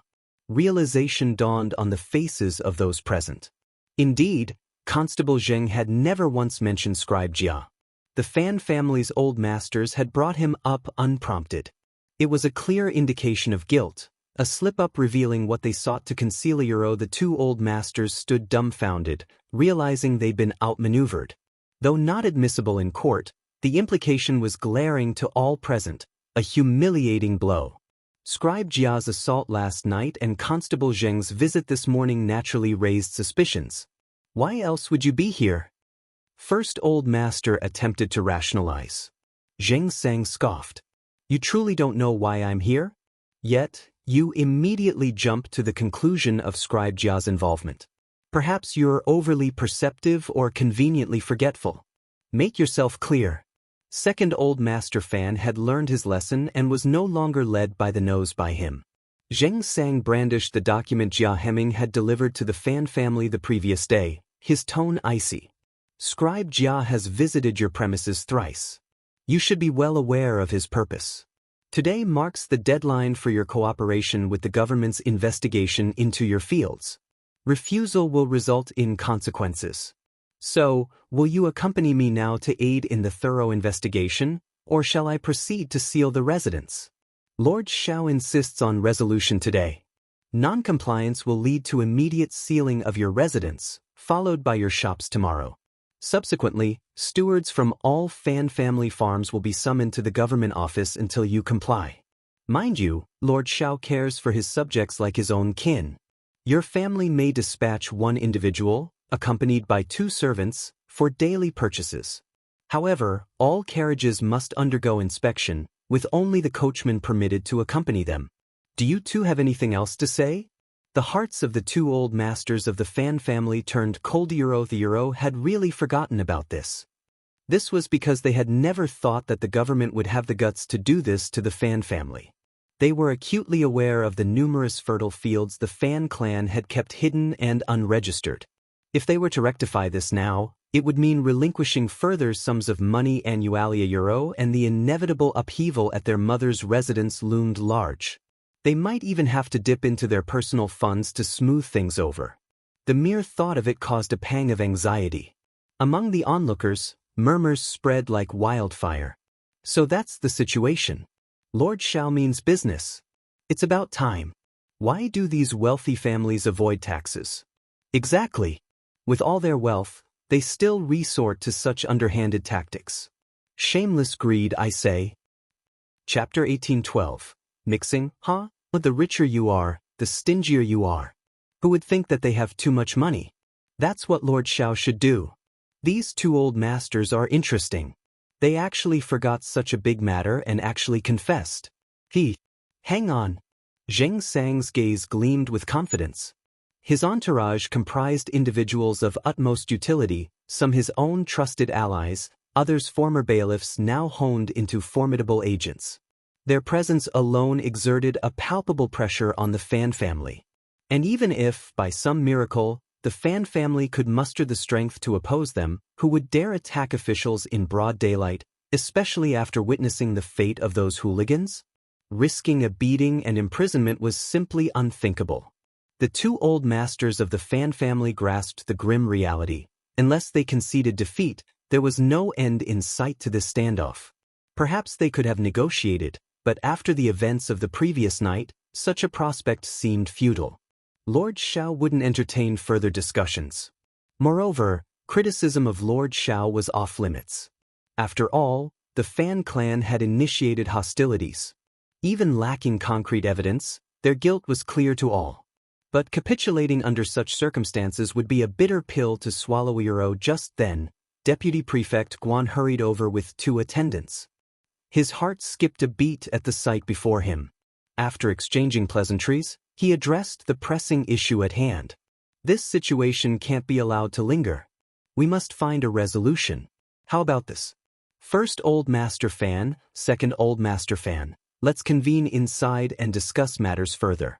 Seeing a potential resolution, the two old masters of the Fan family breathed a sigh of relief, nodding in agreement as they courteously ushered Deputy Prefect Guan into the Fan residence. Having Deputy Prefect Guan present was ideal. He could facilitate discussions with their mother. Zheng Sang raised no objections, personally positioning his men to guard the residence's entrance, ensuring no one could leave while allowing entry. He mused that Lord Xiao's judgment had been correct. Deputy Prefect Guan should have remained in the crowd, intervening only as a last resort. Since Lord Xiao had assigned this task to him, it was fitting for him to take charge now. He anticipated the outcome of negotiations between Deputy Prefect Guan and the Fan family. Old Lady Fan was notorious for her stubbornness. As expected, Old Lady Fan erupted in fury, hurling curses in Deputy Prefect Guan's direction. Though not explicitly directed at him, he still felt uneasy. After all, he held a middling official position. Yet, Deputy Prefect Guan lacked the confidence and authority to confront the Fan family as Xiao Yunduan would. He had no choice but to endure Old Lady Fan's tirade, avoiding any direct association with the scolding. It was during this confrontation that Deputy Prefect Guan learned of the Fan family's extensive land holdings over 260,000 mu, with only 150,000 mu officially registered with the government. Over 50,000 mu remained concealed. Considering the scarcity of paddy fields in An's province, this was a substantial sum, akin to the fertile lands of Jiangnan. Deputy Prefect Guan was stunned. Old Lady Fan adamantly refused to pay taxes on these unregistered lands, citing the family's historical contributions to the government. She implored Lord Xiao to show mercy, warning that further pressure from him would only lead to mutual destruction. Chapter 1813. Bold. The two old masters of the Fan family skillfully persuaded their mother while subtly hinting to Deputy Prefect Guan about the benefits they sought. Simultaneously, they exerted both coaxing and force to sway his decision. Deputy Prefect Guan found himself irresistibly drawn to the promised benefits from the Fan family, amounting to 200 taels of silver annually. Considering his salary fell short of this amount euro to him, this represented a significant sum, especially in his current financial predicament. Compounded by his failed instigation of the bailiffs, resulting in substantial financial losses euro, he was in dire need of funds. Moreover, the Fan family's proposition held weight. As deputy prefect, his actions could easily go unnoticed by Xiao Yunduan. And even if they were discovered, Xiao Yunduan lacked the power to penalize him. Gritting his teeth, Deputy Prefect Guan reluctantly acquiesced. That day, negotiations between Deputy Prefect Guan and the Fan family concluded in a unanimous agreement. The family dispatched a butler, while Guan arranged for an investigation of the fertile lands. It was eventually discovered that the Fan family had neglected to register 10,000 mu of fertile fields with the government. Deputy Prefect Guan promptly reported the findings to Xiao Yunduan and rectified the oversight. Upon review, Xiao Yunduan nodded approvingly and instructed Deputy Prefect Guan to continue his duties. With the Fan clan serving as an example, subsequent tasks became more manageable. The Fan clan's resolute stance had nearly caused them embarrassment. None could match their determination. Though the Mei family and the Hua family might have posed comparably, their lack of interest in contention was apparent from the outset. Deputy Prefect Guan basked in his self-satisfaction, boasting profusely in the provincial office and metaphorically treading upon Jia Heming. What use was Jia Heming? He sneered. Incompetence, he concluded, was synonymous with trouble. Not only did they fail to resolve matters, but they also stirred up chaos, causing suffering not only for themselves but also for those around Themuro. Meanwhile, Jia Heming, still recovering, seethed with anger. Yet Deputy Prefect Guan's satisfaction only swelled further. The Fan family, though outwardly accepting of the outcome, harbored deep dissatisfaction. Formerly paying nominal taxes, they now faced a staggering sum, forced to declare 160,000 mu, a substantial burden. This was a financial blow. Were it not for Lord Xiao's unwavering stance, they would not have capitulated so readily. Now, having concealed tens of thousands of mu, they salvaged what little dignity remained. The Fan clan, however, perceived no wrongdoing. Xiao had taken a sizable chunk from them. Could they not resist? Even if he were aware, turning a blind eye was expected. This realization didn't escape others' notice. Observing the Fan clan's ability to conceal such vast holdings, many were tempted to follow suit. After all, who would complain of excess wealth? Hoarding seemed the prudent choice, a long-term strategy. Buoyed by this scheme, Deputy Prefect Guan grew bolder. Why should he pass up such a lucrative opportunity? He congratulated himself on a job well done.